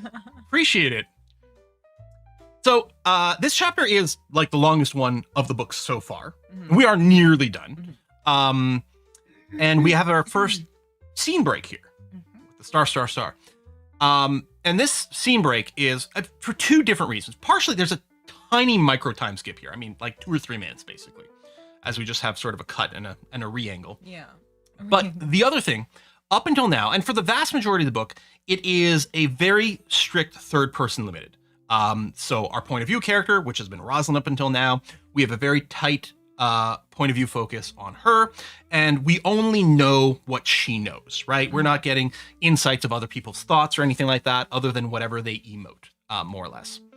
The scene break here is partially to cover the slight jump from Rosalind was listening, she's pulling away, and we're going to start with Rosalind following Jessica in the next scene, without really an explanation of how we got there, but, you know, I don't think that was necessary. But we're also going to slightly break the strict third-person limited. Right. And that's a bit of a hint there. Bit of a hint. Oh, Rosalind, pretty rose in Spanish. Yeah, just a rose-like, yeah. Yeah. I mean, I have Rosalind, rose. I have lily, which is another flower. And flower imagery does play a big part of some of the symbolism in this book. Even with Michael, in a different way. Jessica walked briskly through the quieter streets of Chicago. The early morning chill seemed to hasten her steps, and her eyes darted back and forth attentively, but she never suspected that she was being followed. Rosalind kept to the shadows as she tracked her prey, her supernatural speed and instincts making her presence a mere flicker. Dawn was already cutting between the towers like a blade, creeping inexorably downward. Soon those rays would flood the street level, and she'd be trapped. As she moved, Rosalind couldn't help but recall her first hunt with Cedric. Quick and decisive. She grimaced and hoped it wouldn't come to that. Finally, as Jessica turned down an unpopulated alley, Rosalind knew it was now or never. She hastened her pace, closing the distance between them. She reached out, grabbing Jessica's arm and spinning her around. The surprise on Jessica's face quickly turned to fear and then defiance. "Who are you? What do you want?" Jessica said, trying to pull away, but Rosalind's grip was firm, unyielding. It was only then that Rosalind realized she didn't have a plan. That's fine. What? You don't need plans. What, how? That's not important. I need to know where the meeting is tomorrow night, Rosalind blurted out. Please, I need that information. Totally fine. Meeting? I don't... Jessica again tugged against Rosalind's grip. You've got the wrong person. Let me go. Rosalind's eyes darted nervously to the horizon before locking back onto the hunter's face. Lives are at stake here, Jessica. Please, I'm running out of time. Just tell me where the meeting is going to be held. Rosalind knew her direct approach was clumsy, even dangerous, but with the threat of dawn looming, any hope of caution crumbled under the weight of desperation. She silently cursed her own inexperience, knowing that a more seasoned vampire would have handled the situation with far more finesse. But now, caught between her moral reservations and the primal fear of the coming sun, she found herself resorting to this direct, crude plea. Jessica's fate... Sorry. It definitely picks up. Yeah, sorry about that. Jessica's face hardened, a flicker of recognition in her eyes quickly replaced by steely resolve. I don't know who you are or how you know my name, but you're making a big mistake. Back off now while you still can. Rosalind's graceless attempt at interrogation had backfired spectacularly. Meanwhile, each degree of light in the eastern sky dimmed her prospects by equal measure. Her mind raced, grasping for a solution that she could live with. Cedric's lessons on manipulation and control screamed in her head, but she wanted to believe that her sire was wrong about her nature, that she could be more than just a monster. Yet the coming dawn seemed to be burning away all the darkest of options. The thought made her stomach churn, but the bestial part of her, the part that that craved survival above all, was ready to do whatever it took. I'm gonna stop for a sec, because we've got a couple of things here that I've got a few concepts that are being introduced here that we haven't touched on. Sort of the inverse of where I dropped the hint about Rosalind's visions in chapter 1, and then we sort of get the payoff of it here. Now I'm sort of inverting things, and I'm hinting at things here that aren't explained yet, but will be, which I often like in books. Like, I like having open questions that are going to be explored later. One of my concerns was, this is not my 5th or 10th novel or something like that. People don't know me and don't trust me. They don't know that if I say something that's unclear early on, it's because I'm looking to explain it later, right? It can just look like little plot holes and things. Spoilers. Yeah. But I'm hoping that at this point, at 4 chapters in, people are like a little bit like, okay, well, I'm still invested. I'm going to keep going at least for a little bit longer, so I can afford to be a little bit more sort of coy and direct about a few things. I would like to think most readers are going to just trust the process to some extent, you know? On the other hand, some of the feedback I got from early beta readers, including you guys at the kitchen table, but also like over on the Discord, was people being like, well, why is Rosalind like, why is she like talking to Jessica like this? Like, this is such a mistake. Like, it's such a like a plot hole. She would never do this. And I'm like, okay, I better lay it down really thick that Rosalind is effing up here. Rosalind is making a mistake. I'm not making a mistake. Rosalind is making a mistake. Rosalind is young and stupid sometimes. And so some of it, like, to me, because I've read it 1,000 times, it feels a little bit like anvilicious, like a hard anvil being dropped. I see. Okay. But hopefully on a first read, it doesn't feel like that to people. And it's just like, oh, okay, yeah, I get it. I get what's happening. I like it saying it was only then that Rosalind realized she didn't have a plan. Yeah. It's kind of a funny moment. It's like, wait, what? Yeah. Oh, girl. And it sort of primes the reader, I think, for like, okay, well, I know what's about to happen. It's not going to be great. And yeah, Bananas makes a good point. Readers always complain when people make dumb mistakes, even though it's super realistic. Yeah. Like, Rosalind is a young new vampire set on a task, which honestly, the task she's been given is perfectly appropriate for her level. She's a little lackey. Just follow someone and report back. Shouldn't be hard. Except she doesn't just do that. Now, she feels very justified in this moment of, okay, it's really important that I get this information. They're talking about doing this really big thing right now. Yeah. I need to warn people, which means I need information to give them. I get it. But it's a tricky sort of scene to navigate from that point of view. Yeah. But She's trying to prove herself. Yeah, she's trying to show she's all grown up as a vampire. Yeah. This also introduces a little bit of a theme that gets touched on as we go forward, which is this idea that in my thing, vampires have this very strong survival instinct that can override their behavior in certain places. Like, very animalistic, just basic need to survive. I mean, we all have that in certain situations, right? So that makes sense.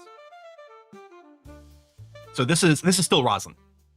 Don't underestimate me, she warned, trying to lace her tone with an icy threat. Attempting to muster a presence that belied her petite stature and youthful features, Rosalind stood taller, her eyes narrowing into slits. Her teeth gleamed as she spoke. We both know you're not that naive, Jessica. You know exactly what I'm talking about. The meeting, the plans. Tell me. Also, I didn't address it. Rosalind is petite in this story because one of the issues with vampires and age is, right, you can't, and we touch it in chapter 3 when we talk about Rosalind didn't really know who was older and whatnot. Like, Vincent looks older because he's got white hair, silver hair, but, you know, we don't actually know. So part of the reason for making Rosalind relatively petite, and especially with like Lily being tall, is to try to go and sell the idea that Rosalind is young and these other people are not. Yeah. So it informed that kind of vibe. Lean into a few generalizations and sort of ideas. Yeah. Jessica's eyes swept over Rosalind, assessing her. A trace of fear passed through them, recognizing the possibility that Rosalind being what she hated. You're okay. It's okay. Let me try this again. You're tired. This is my last chapter reading. A trace of fear passed through them, Jessica's eyes, recognizing the possibility of Rosalind being what she most hated, a vampire. Yet stubborn resolve allowed her to hold her ground. Even if I did know, I wouldn't tell you. We're not afraid of your kind. Rosalind's grip tightened on Jessica's arm, her heightened senses registering the hunter's fear-quickened pulse. The thrum of blood beneath Jessica's skin called to something that lurked, deep and dark, inside Rosalind. I don't want to hurt you, Rosalind said through clenched teeth, trying to maintain control. But I need to know. Jessica's hand inched toward her coat pocket. You don't know who you're dealing with, she hissed. A flash of steel caught Rosalind's eye, a hidden blade. Time seemed to slow as her vampiric instincts surged forward. Before she could think, she found herself staring deep into Jessica's eyes, her will pressing against the hunter's mind like a tide against a failing dam. Tell me, Rosalind heard herself say in a voice entirely different from her own. The dam broke, and Rosalind was suddenly inside Jessica's mind. She felt a strange feedback, as if she could see herself through the hunter's eyes. A creature torn from the pages of Gothic nightmare, a feral beast, eyes glowing with unholy hunger, snarling commands with bared fangs. Don't scream, don't resist, tell me where the meeting is, she ordered, her voice resonating with the supernatural force that seemed to erupt from the fabric of her being, compelling obedience not just from her victim, but from the most profane parts of herself.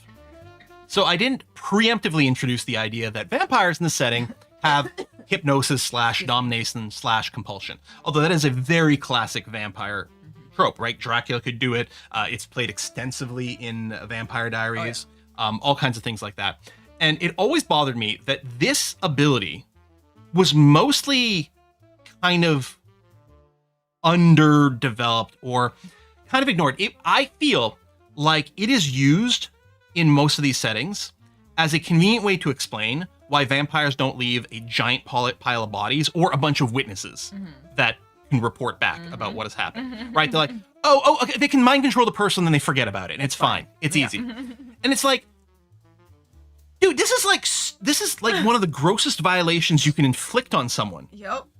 And so that's why in a story where I've stripped away a lot of the vampire stuff, this is going to play front and center.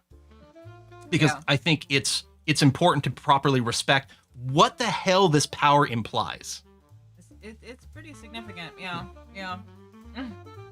Any resistance Jessica's mind might have had, any training that might have prepared for this, crumbled instantly. Her eyes became unfocused as she succumbed to Rosalind's will.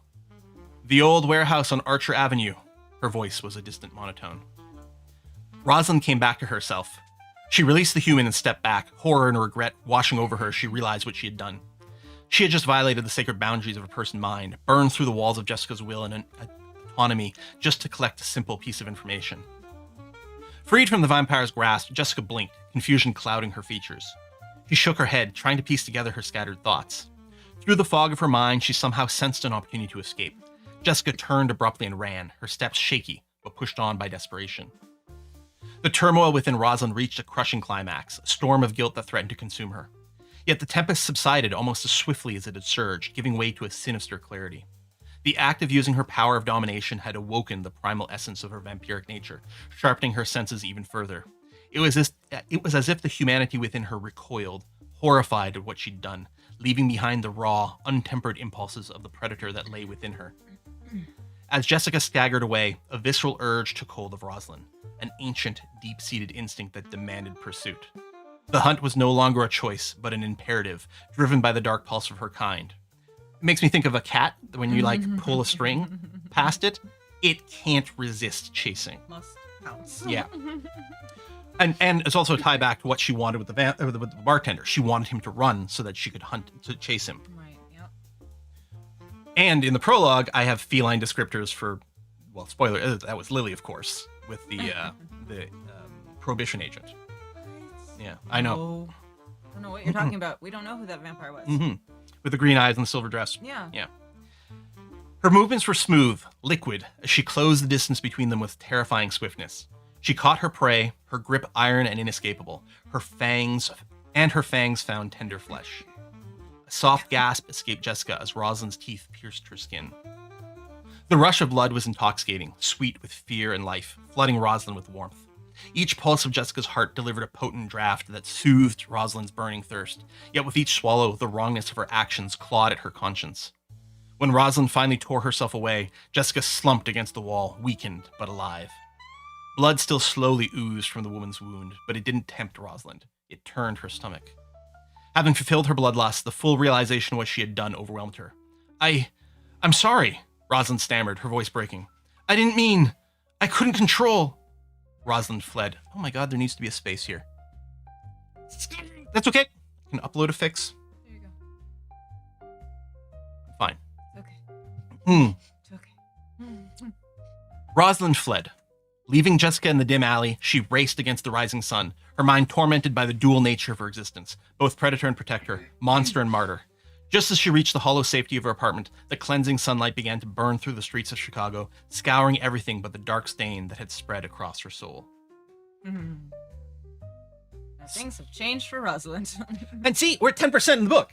We are. So I said, like, and you don't follow any of these sort of like blueprints, like exactly. They're not meant to be No. strict. They're meant to be guidelines.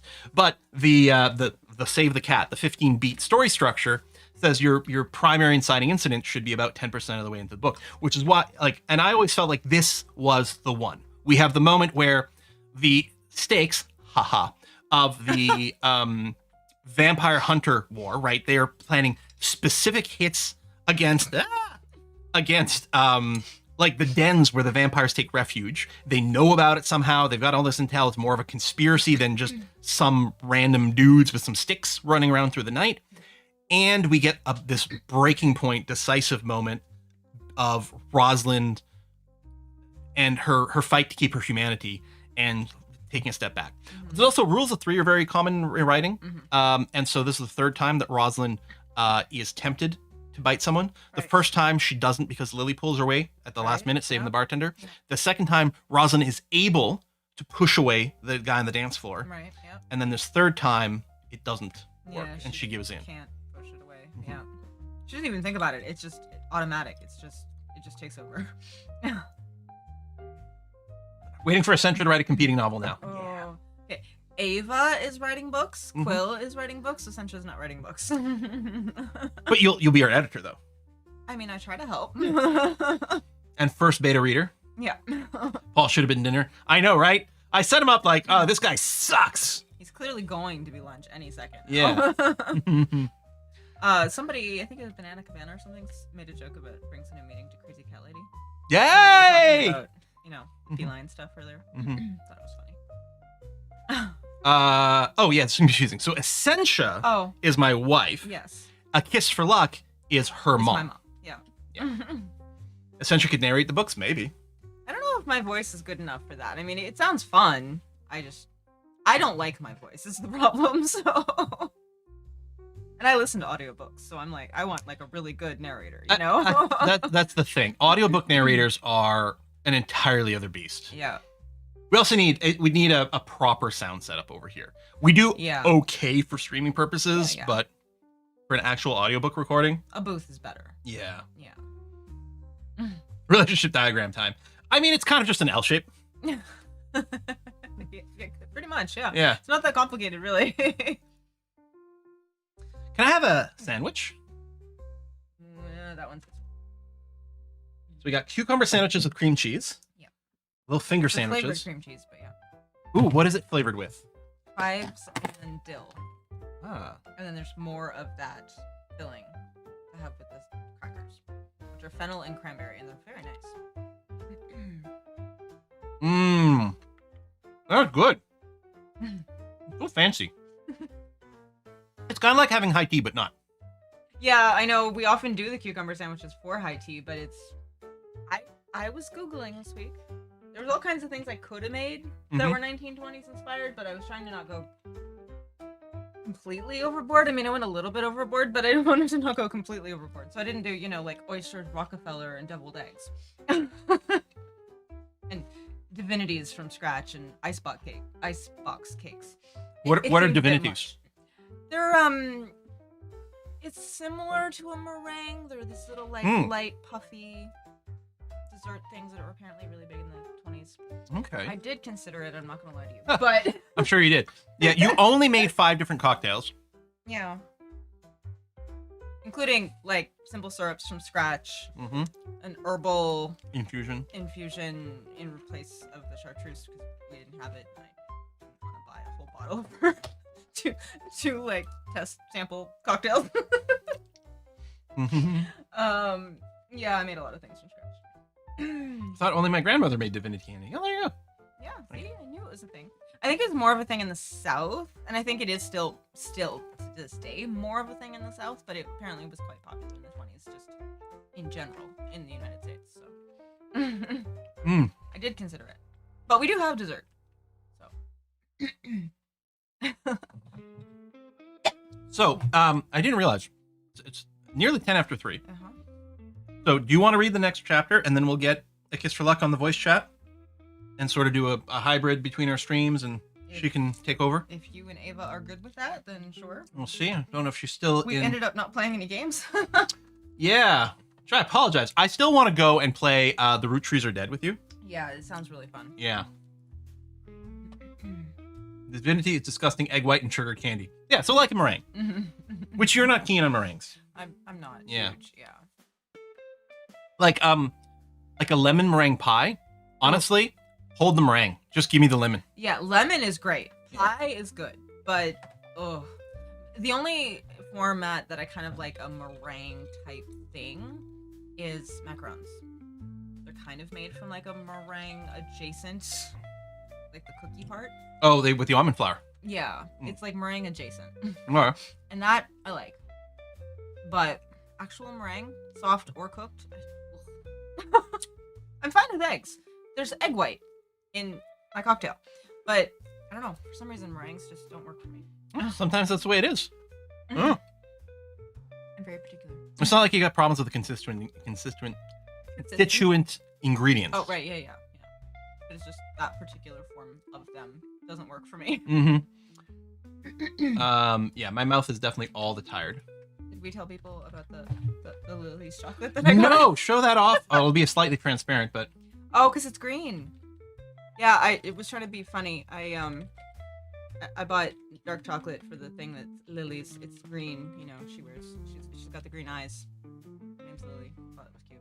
I got little chocolate rosebuds for Rosalind. We have the smoky almonds from the Speakeasy. And, well, these aren't very Michael, but I was being funny. I got little men. I got little men cookies. I'm very cheesy. Yeah, Michael's not ginger, but he is blonde, and Yeah. honestly, you know, These are ginger's kind of yellowish. So blondish. yeah, they look. Yeah. Yeah. I'm very silly. Do you know why Michael is blonde? Why? Yeah, it's because Rosalind has dark hair. I was gonna say presumably because he got a gene from his parents. It was literally just to be different I don't from understand Rosalind. the question. Well, because Rosalind has dark hair. I mean, admittedly dark brown, and Lily's described as having dark hair. Because you know, I know you're wearing sort of a reddish auburn sort Yeah. of wig right now, Yeah. but you have dark brown hair. I do. You know, it turns out I like my women with dark brown hair. This worked a little easier than trying to make my hair do this. My hair is not quite thick enough. It didn't really want to do the bob look, so I did my best. These are All right. These are chocolate covered cherries, so they're red on the inside. Mhm. Well, I'm probably gonna eat lots of those snacks Okay, while you read Chapter 5. I'm nervous. I will preface, Chapter 5 used to be, oh man, like just 10 pages of straight angst. Because I love angst so much. He really does. I like angst more than like drama, and I love drama. He really does. Yeah. So that got pared back a lot, but it's still the angsty chapter, and which makes me so pleased, you know? I'm trying to remember what happens in the next one. I'm like, do I want to read this one? Part of what I'm thinking might be coming up next, but I might be getting the order of things wrong. Oh, you're Like, you're I fine. don't know if I want to read what I think is coming. No, you're fine with this one. Okay. I got all nervous all of a sudden. Oh, I'm wrong. I was pretty sure that what was coming next was that. Never mind. I mean, I will deal. Maybe if I'm reading in front of people, I'll, you know, disassociate. I forgot that this part was here. Yeah. The chapter I'm thinking of is chapter 6.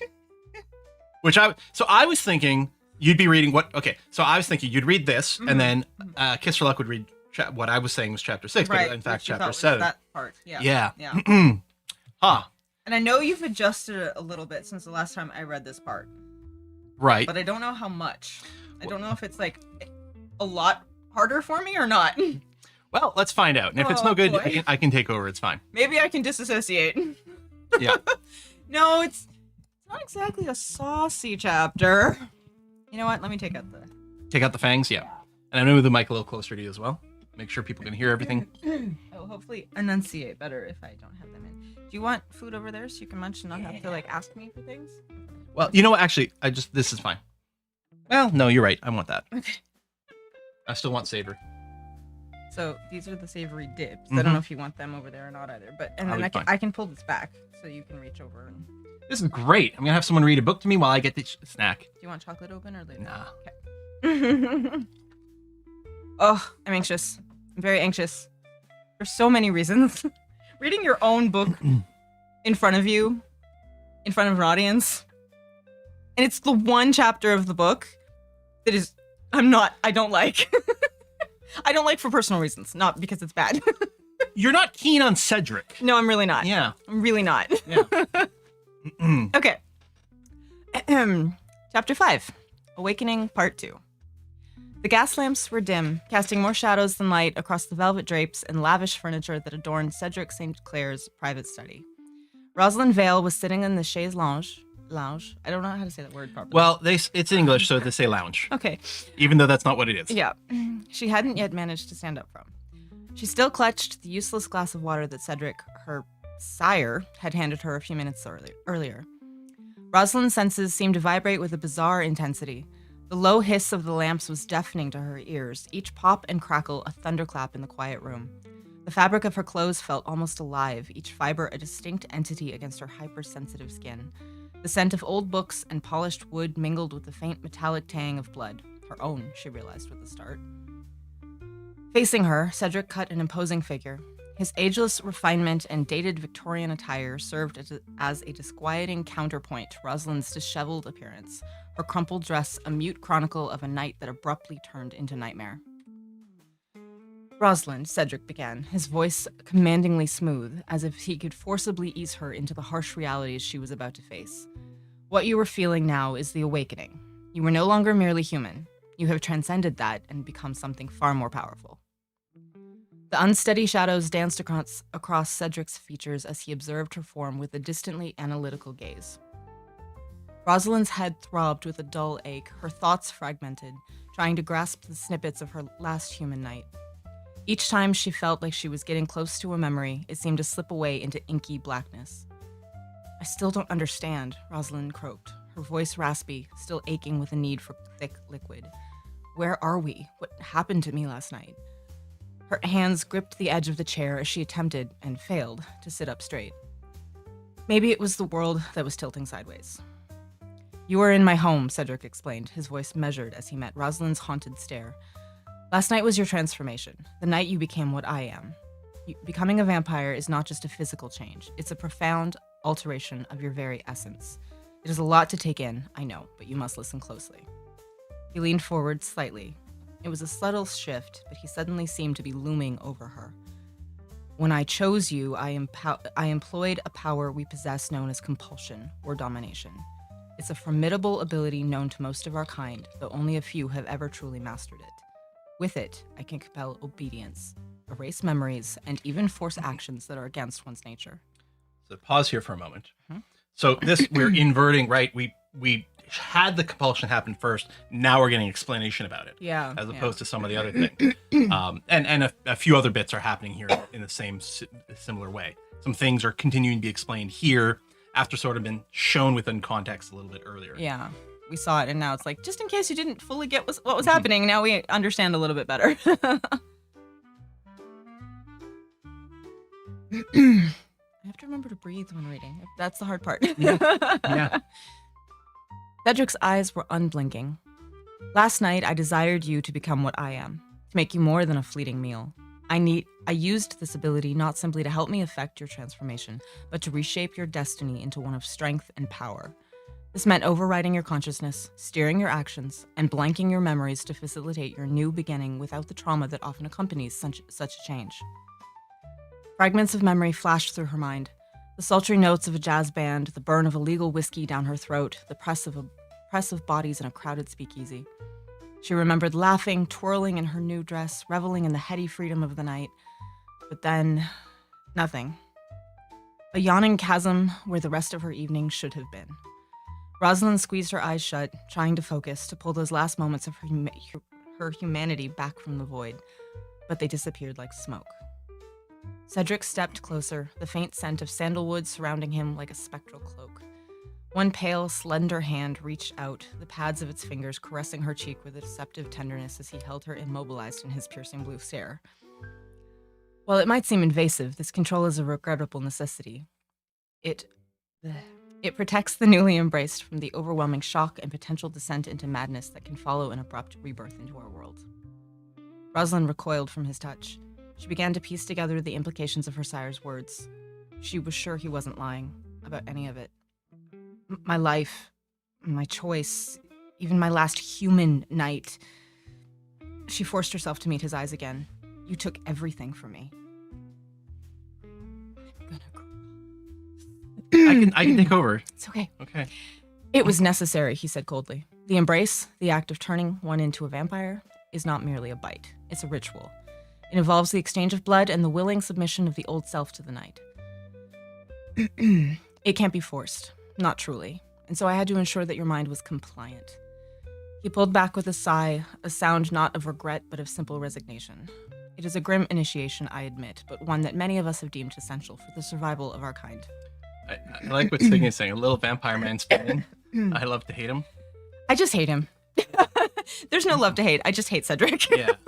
So we're getting a little bit of a lore drop about my particular version of how more vampires get made and how they're slightly different.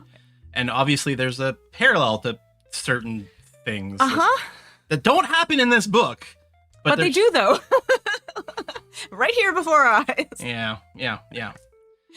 Oh, this chapter makes my skin crawl. Da-dum. I don't know where I am. Right there. Right, okay. Cedric turned away from her and began to pace the room as he continued his clinical explanation. Power is taken, not given. It was necessary to guide your path where I wanted it to go. This is how the Shadowborn world works, through dominance and subterfuge, through actions often hidden from the daylight world. Actions that mortal minds can't always understand or accept. You will understand this in time. Rosalind's horror grew with each word. The way Cedric casually spoke of controlling others, of manipulating their very thoughts and memories, was deeply unsettling. To him, this power was not just a tool, but a fundamental right, an inherent part of his existence. He spoke of it with an ease that suggested it was more than natural. It was just.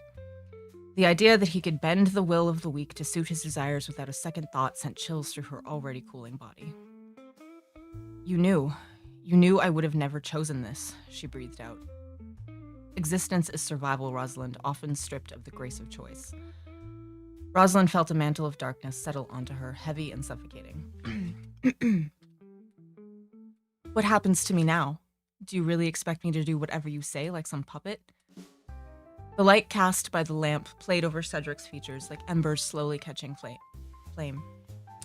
Don't be so myopic. I'm offering you the ability to shape the world, to control those who would set themselves against you. You have power within your grasp now, Rosalind. To refuse it would be disappointing.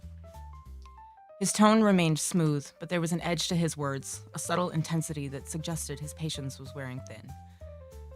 Rosalind's gaze fell to the flickering shadows on the floor, the soft light causing them to sway and dance like ghosts of her former life. Her mind was a chaotic whirlwind, strewn with the shock of all that Cedric had done to her. Yet amid this confusion, a core of determination began to form, solid and unyielding. No, she whispered, her voice barely audible above the sighs of the flame. The word was a quiet declaration, spoken more to herself than to Cedric. It was a reaffirmation of her own values, a line drawn firmly in the sand of her new existence. I don't want to control people. Her words grew stronger now. She raised her head, her young eyes meeting his much older ones with a newfound certainty. I'd never do that to another person. I'd never force myself into someone's mind like you did to me. She sifted through the remnants of her human morality, confronting the reality of her transformation into something dark. Yet there was a clarity in her refusal to succumb to the horror that seemed expected of her kind, at least by Cedric. The shadows on the floor no longer seemed so menacing. Instead, they were mere flickers of light and dark, elements to be acknowledged but not feared. I'll find another way. Excuse me. I'll find another way, she declared. I might have to live in darkness, but I won't become a nightmare. I won't become a monster like you. As she spoke her words of defiance, Cedric St. Clair's facade of civility fell away. And Essentia got chills. So, I have tears in my eyes. I don't know if anybody can see that. Oh.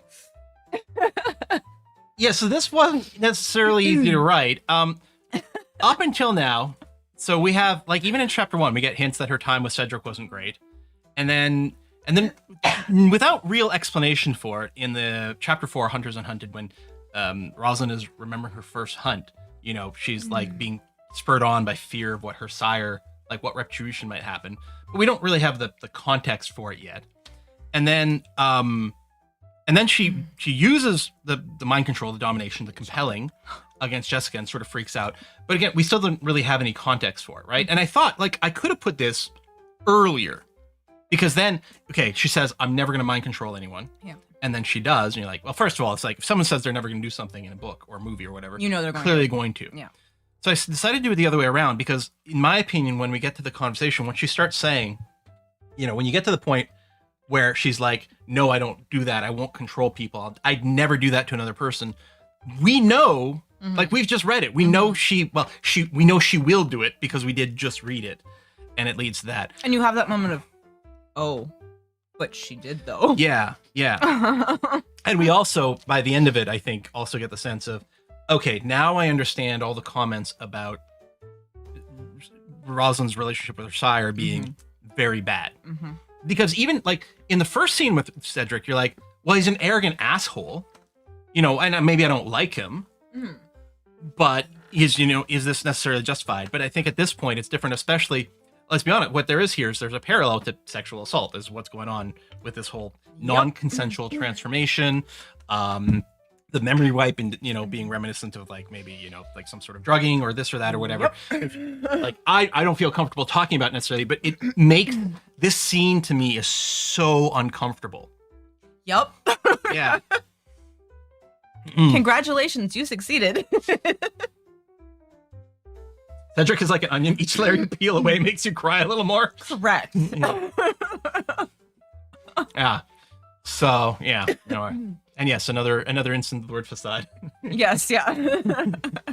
Yeah, no, exactly. I mean, it is yeah, I like what Mavalin said. It's well written. Like, yes, Cedric, no. But still clearly showing Quill's thoughts on the subject, which is some really suave and nice writing. Yeah. Like it you know what Cedric did, and you know someone wrote him to do that. But you also know that the person who wrote him to do that doesn't agree with it. Yeah. Oh. Sorry, we have a message from Ava. Yeah. Sorry, I'm gonna deal with a little something here, and then get back to you. We can't even see chat right now. I was gonna say answers more questions from chat, but We will in a sec. I promise. I could pull it up on my Twitch app. yeah, actually, I can close this. I just realized, so you can see chat again. Kiswilek just has a request for an image that she can use for something. Let's do this.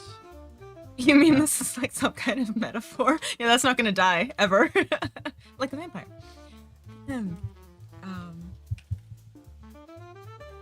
Yeah, this is why he needs to be there. You need it to feel icky. Yeah, unfortunately. I argued that you didn't need that part. It was totally fine. And Quill and Ava argued that, no, you really did need that part. I was like, no, but I don't want it.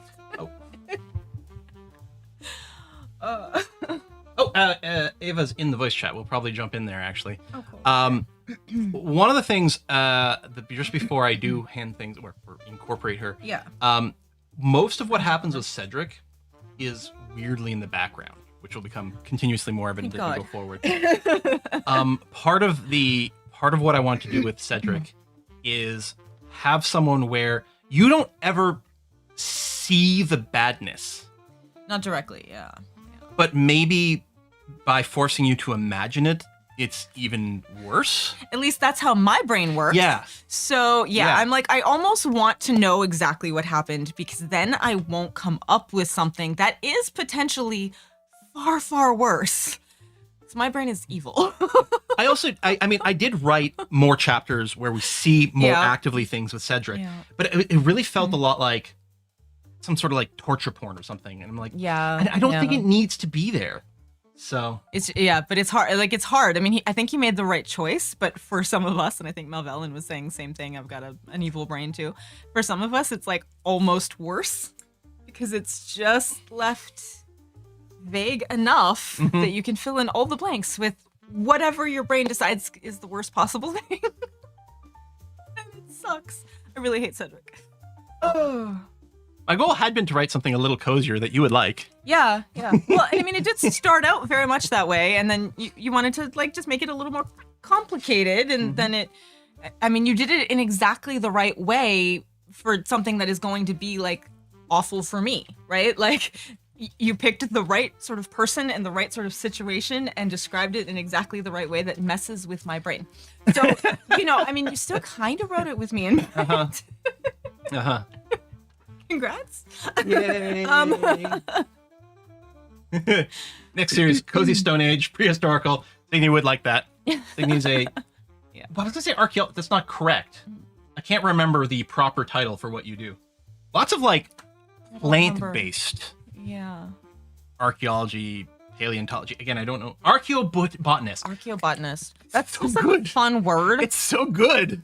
I'm gonna marry an archaeobotanist and keep his plant artifacts warm. I had considered we could play Laura Bow again because it would fit That properly. would have been appropriate. I forgot about it. I wish I had thought of that one, honestly. Hey, Kiss for Luck, you there, Ava? Find the There she button is. on my microphone. Yes. She's like, I'm totally here. You just can't hear me. Hello. Hello, guys. Hi, Ava. Hi. Okay, I loved what you were doing tonight. This has been so good. I've enjoyed every minute of it. It's kind of fun. I've been having. I mean, I know there's like lots of viewers that aren't here for this because that's not into it, and that's fine. That's okay. But I knew I wanted to do this. Wrong. That's okay. They're wrong, yeah. They're allowed to be wrong. It's okay. They're allowed to be wrong. It's totally fine. Oh my goodness. I could be slightly loud. I could be slightly loud. Okay. I hate talking loud because then my voice goes sooner and I start coughing. I know. But I will try to get the microphone a little closer. How's that? Because I'm planning on doing some reading. I'm starting chapter 6? 6 apparently. Now I was wrong about what chapter 6 was, but you are up for chapter 6. Yes. Do you want? I can do any chapter you want. We can just pop ahead to something else, or No. Chapter 6 is fine. It's definitely what's next. We just read 5. and it is a very good one. I just remembered chapter 6. Is that the one that actually is even worse for me than chapter 5? I don't think so. Okay, I might be misremembering. Chapter 5 is pretty brutal. I have to admit. It's a good one. It is. It was. I was like, you know what? It's kind of good in a way. It's like I'll just focus on what the next word is and trying desperately not to trip over my tongue, and I can try to disassociate from what's happening. Just take it. You just take it. Perk says, how much do we need to donate for a hug for Essentia on stream? Just for having this. The hugs are free. Yeah. I've got all kinds of layers on my head. I'm sorry. Yeah, I know. I don't want to mess anything up. That's the only I threat have here. pins like crazy. Yes, I bought a book today too. Although Quill had already gotten me a signed copy, but Yeah. you had to buy one. You had to buy one, right? Ava's gonna I feel end up like with like 5 copies of this book. Well, as far as I know, I've got 3. Oh wow. 3? She's But got at it's least like 3. everybody I'm buying presents for in the next umpteen years. Yeah. This is what they're getting. Everyone's This just is getting what this they're book. getting. I hope they like it. Yeah, everybody's getting this book. So. And then next year it can be your book. You get the Yes. book. You get the book. Yes. Everyone gets a book. Yes, I have been writing a lot since I've been here. It's a fantasy though, so the whole world building thing, it's like I write a scene and it's like I start to write the next scene and I get to a person's name and then I realize I have to make some throwaway comment about them, which means an entire 2 afternoons sit down of who they were, how they got there, what was the history, why are they in this position. Oh my god. Yeah. It's terrible. Yep. Yes, Quill's birthday gift is a copy of this book, Dark Beholder. You are There we go. correct. I'll sign it and give it to him. There you go. She can And sign say it. No, thank you for the pleasure and give it back. Yeah. My birthday gift is just you guys reading the draft for my next novel. There you go. Woo! Yes, I'm in. One of the many. God, this that are has in the been works. such an exciting process. Quill started writing this, and then he came upstairs at dinner one night and said, "Can I read something to you?" And he was like all nervous and Yeah. shy. It was so cute, and it was like, No, read more, read more. Yeah.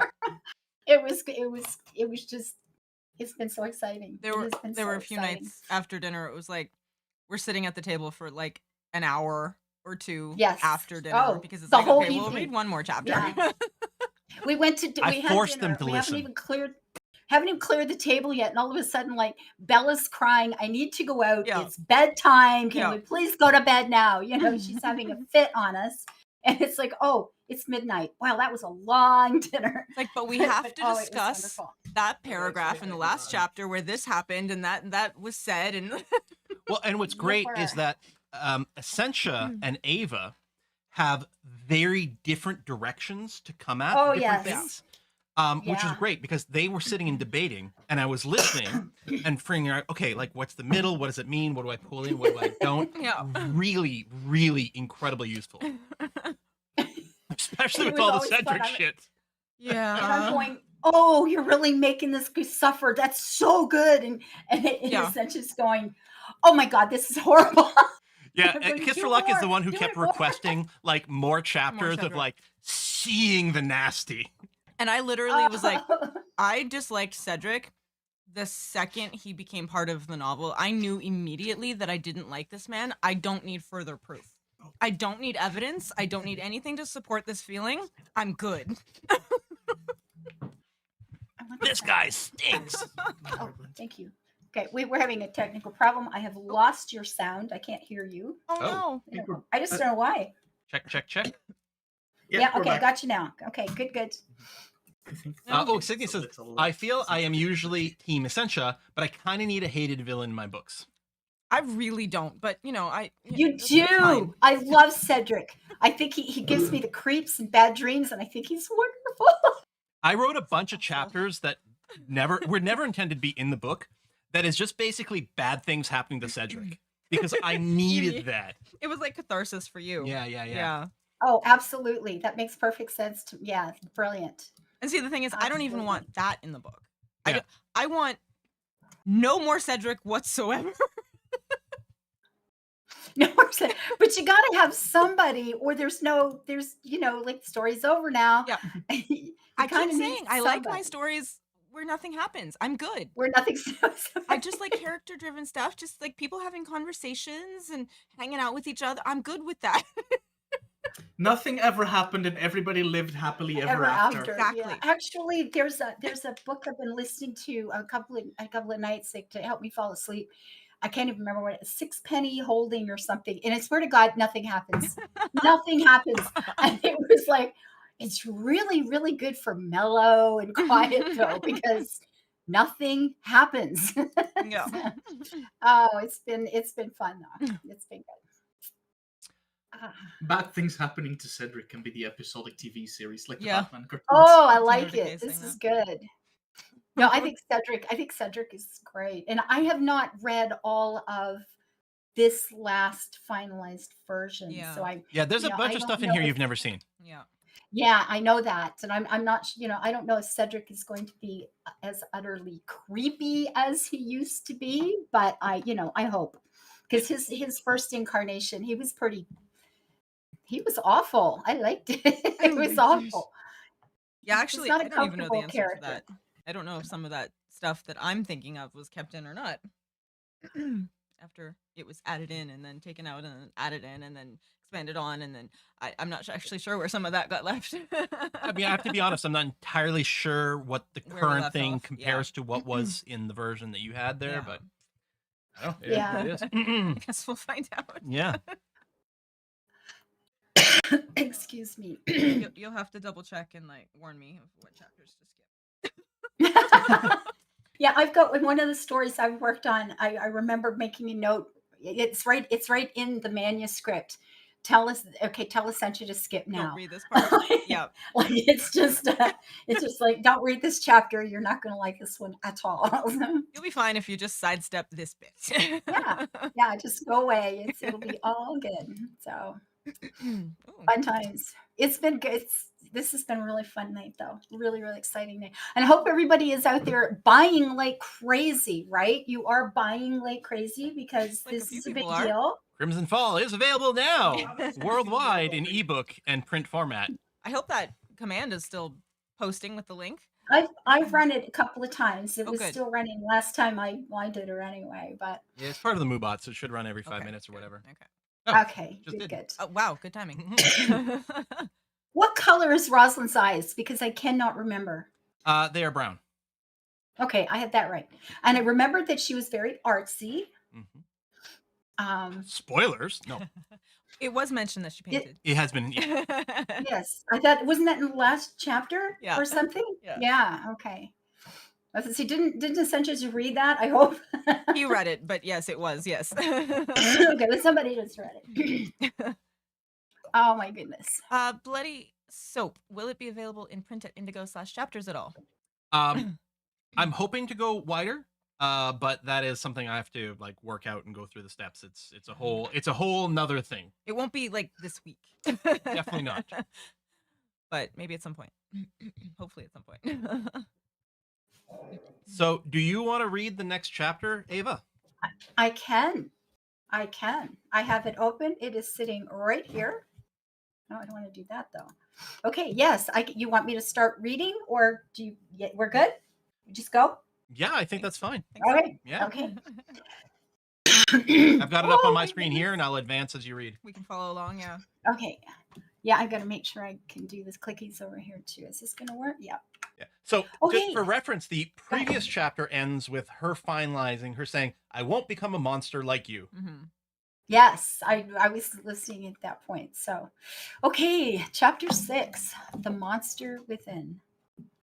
I am a monster, Rosalind said to the ceiling of her apartment.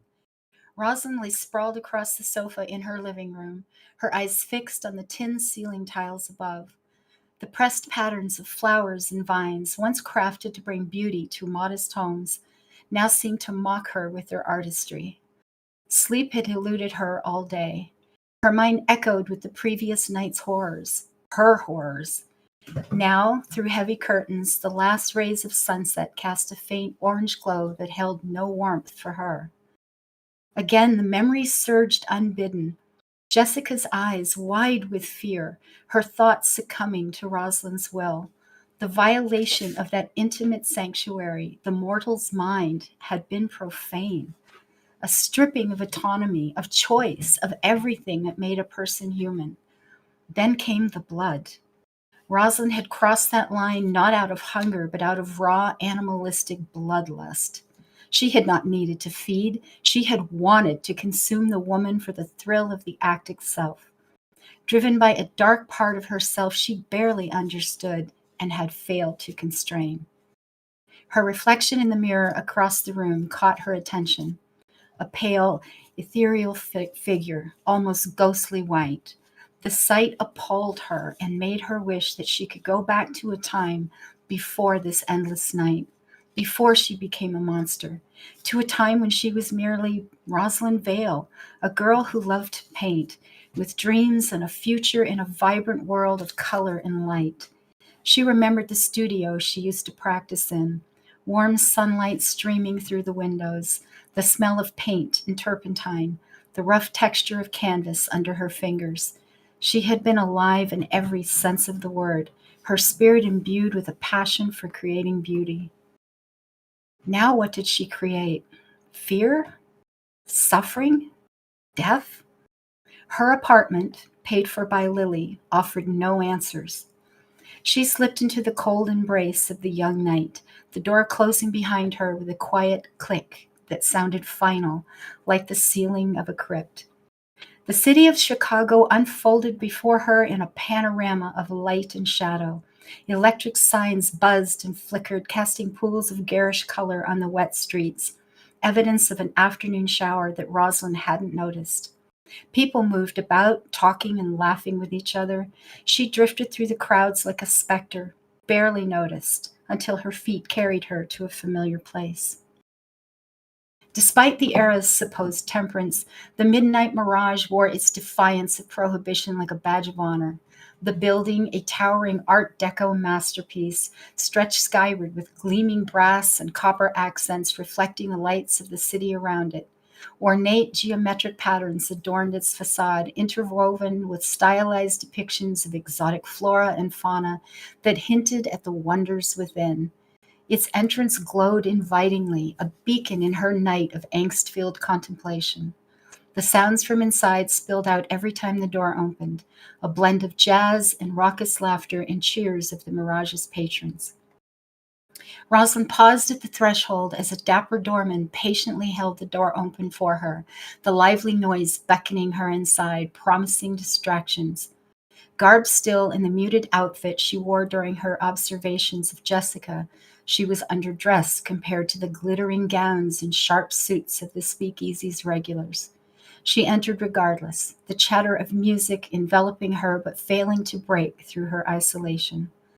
Lily Strauss, holding court at the bar, spotted Rosalind's unsteady shamble through the crowd, her disheveled appearance and the distant look in her eyes obvious despite the distance. A furrow of concern creased Lily's brow as she immediately began to cut her way through the sea of dancers. As she drew close, her senses homed in on the faint smear of dried blood at the corner of Rosalind's mouth. Lily spoke carefully, one word at a time, as if she was fearful of upsetting a spooked animal. "Rosa, darling, what's happened to you?" Rosalind just stared at her blankly. With a soft but unyielding touch, Lily took Rosalind by the arm, guiding her away from the curious eyes of the other patrons. She led her through a discreet door and into a room where the air was infused with a blend of French perfumes and the leathery aroma of aged cognac. The walls were lined with rich, dark wood panels, intricately detailed with Art Nouveau flourishes that simmered under the warm glow of gaslit sconces. This was Lily's private office, the plush, jewel-toned sanctum from which she presided over her kingdom of gin and jazz. Ornately framed portraits of lounging women cast bored glances on the pair, while richly patterned Persian rugs muffled their footfalls. Lily closed the door, muting the sounds of the speakeasy. She turned to Rosalind, her expression a mix of concern and command. "Let me look at you," she fretted, reaching up to wipe the smear of blood from Rosalind's face with an embroidered handkerchief. When the gentle touch landed on her cheek, Rosalind unraveled. I don't know if I can do this, Lily, any of it. The things I've done, the things I feel compelled to do, it's monstrous. I don't know who I am anymore. I want it to end." Lily guided Rosalind down to the sofa.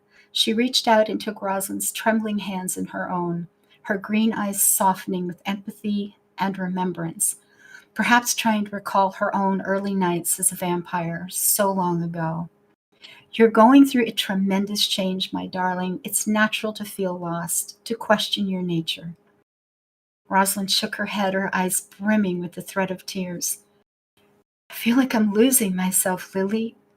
I did things. I'm trying to complete the task that you and Vincent and Eric asked of me. There was this woman. She had information I needed. I forced her to tell me things." She trailed off, unwilling to say more, her guilt and shame overwhelming her. Lily made a soothing sound as she sat down next to Rosalind and wrapped an arm around her slight frame. "You are facing the darkest parts of yourself, my sweet darling, but you're not alone in this struggle. Every one of us has faced this test in one way or another. What matters now is how you move forward." Rosalind allowed herself to melt into Lily's arms, the tension leaving her body as she finally released the tears she'd been holding back. Her shoulders shuddered with quiet sobs as she clung to the older vampire. "I just don't know if I can live with myself. How can I justify what I've done? How can I keep going when I feel so tainted?" Lily held Rosalind for several long moments, offering calming strokes until the worst of the emotional outburst had passed. Then gently but firmly, she took Rosalind by the shoulders and pulled back to look her squarely in the eyes. "You'll go on, my dear, because this task is more than just a mission. It's now a chance for redemption." Lily spoke in a low, steady tone, her green eyes locking with Rosalind's red-rimmed ones, seemingly willing her to listen and believe. By uncovering the hunter's plans, by understanding their moves, you protect not only yourself, but all of us. This is not just about survival, it's about safeguarding our way of life. Not only that, but you'll be saving human lives as well if we can defuse these attacks before they even happen. You can prevent bloodshed on both sides. Rosalind looked up, color returning to her eyes. Lily's word offered a sliver of hope, a reminder of the broader picture beyond the small corner of the canvas she'd been focused on. Lily reached out and tucked an errant curl behind Rosalind's ear, her delicate fingers brushing the younger woman's face in an almost maternal gesture. Let this task be your anchor, Rosa. Use it to find balance between what you must do and who you wish to become. Lily leaned in closer, her floral perfume's intoxicating aura enveloping them both. You are strong, stronger than you realize. Every stumble is a way to learn how to better plant your feet. She gave Rosalind an encouraging smile, her painted lips curving upward as she nodded firmly. Trust me, you can find your own path, your own way to hold on to the parts of you that make you who you are. The reassurance in Lily's words steadied Rosalind. She nodded slowly, a sense of purpose rekindling within her like a softly glowing ember. Thank you, Lily. I'll try again. She straightened her posture, squaring her shoulders as a fragile determination settled over her delicate features. I can do it. Lily smiled warmly, pride and approval lighting up her features. She cupped Rosalind's cheek affectionately one more time before rising with feline grace from the plush sofa. That's all I ask, darling. Now, let's get you cleaned up while you can tell me exactly what you've learned. Lily gave Rosalind an encouraging smile as she extended an elegant hand to help Rosalind to her feet. You'll make the night your own soon enough. But until then, I can help you plan your next move. Okay, that was excellent reading. Ooh, thank you. And this was the angst That's a chapter. good book. He commented like almost immediately, like a paragraph in, he was like, "Oh, she's really good at reading this." Oh, thank you. And I think in this version, I think she's in her room for like a page and a half or something. And seriously, that was something like 10 pages long initially. And I loved it because I love the angst. There was so much of it. No. There's more stuff. She was like, with her old easel, the painting. There was so much. And then was like, maybe not everyone wants to wallow as much as I do. Because he loves the wallow. He really does. Yeah, Carrot says, petition for Kiss for Luck to narrate the audiobook. And And Oh my Excalibur goodness. as well. Gallagher says, I'd listen to her read the audiobook. Yeah. Well, thank you. We have our our sounds final terrifying. little treat over here. Yeah, I made dessert too. Oh no. Oh, she had a whole menu, all the food pictures. She's been sending all these pictures, and it's like, oh my god. It's a red gonna make- blood jello martini thing with pomegranate Oh. arrows and dried rose petals. So we'll have this, but then I think the idea is what we'll do is we'll raid your channel, Okay. right? And then I'll stay on Discord Okay. for more Yes, please. book-related Please, things. please. Book related Yeah, I've things. I've got the Sims up, and we can start on trying. I know all of the literally thousands of things I used to have in here, custom stuff from the Sims resources are all gone. There's been some update that wiped it clean. I don't think you ever had that on this computer either. Because this is my computer. Yeah, I know, sweetie, but you have no idea what I do Oh. when you're not home. Oh no, she's been defiling my computer with The Sims. Any stories of young quill dating Essentia you want to share? What? Oh no! Oh wow. Oh, Well, no. hmm. About Okay, my you were first already impression telling of stories. Quill. You were telling So- stories when I was upstairs making cocktails. I heard you. So I told the story of the first time I came over to pick up Essentia for our first date, and she wasn't ready, so I was watching Buffy. Have no sense of time, and I'm always late. I'm always slow. It's terrible. But maybe A Kiss for Luck wants to tell the story of what I brought with me when Yeah. I showed up for that first date. I brought that- two flowers. You did. He was smooth. Okay, I'll tell when we get into the stream. Here we go. I'll tell Yeah. you about my first impression of Quill 18. Her version of the story. And but I have to admit that he was very, very smooth at fixing it. So apparently it needed fixing. So there you go. If you want to get the inside scoop, make sure to follow As We Go and Raid a Kiss for Lux channel. That's funny. And yeah, I'll still be on the Discord so I can defend myself. Defend. Oh God. Defend I myself. wasn't in the room to defend myself about being late, but you know, that's fine. Whatever.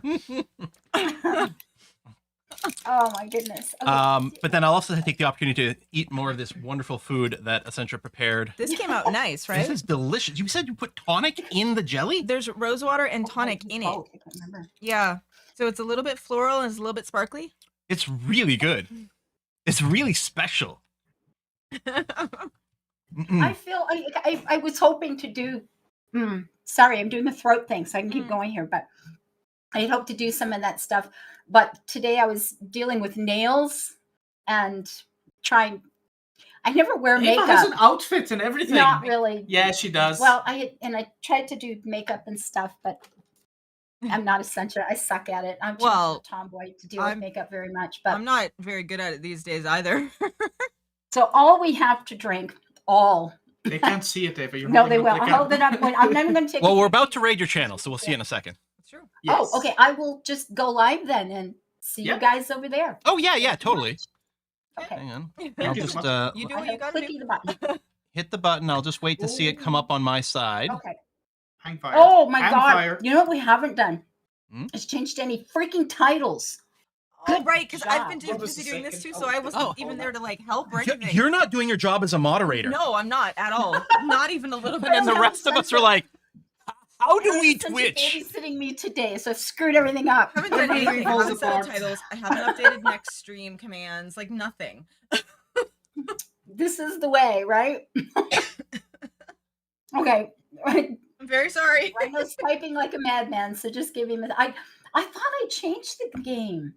I didn't change the title though. I'm trying. Yes, I did. Oh well, sometimes it just doesn't go. Like it doesn't stay.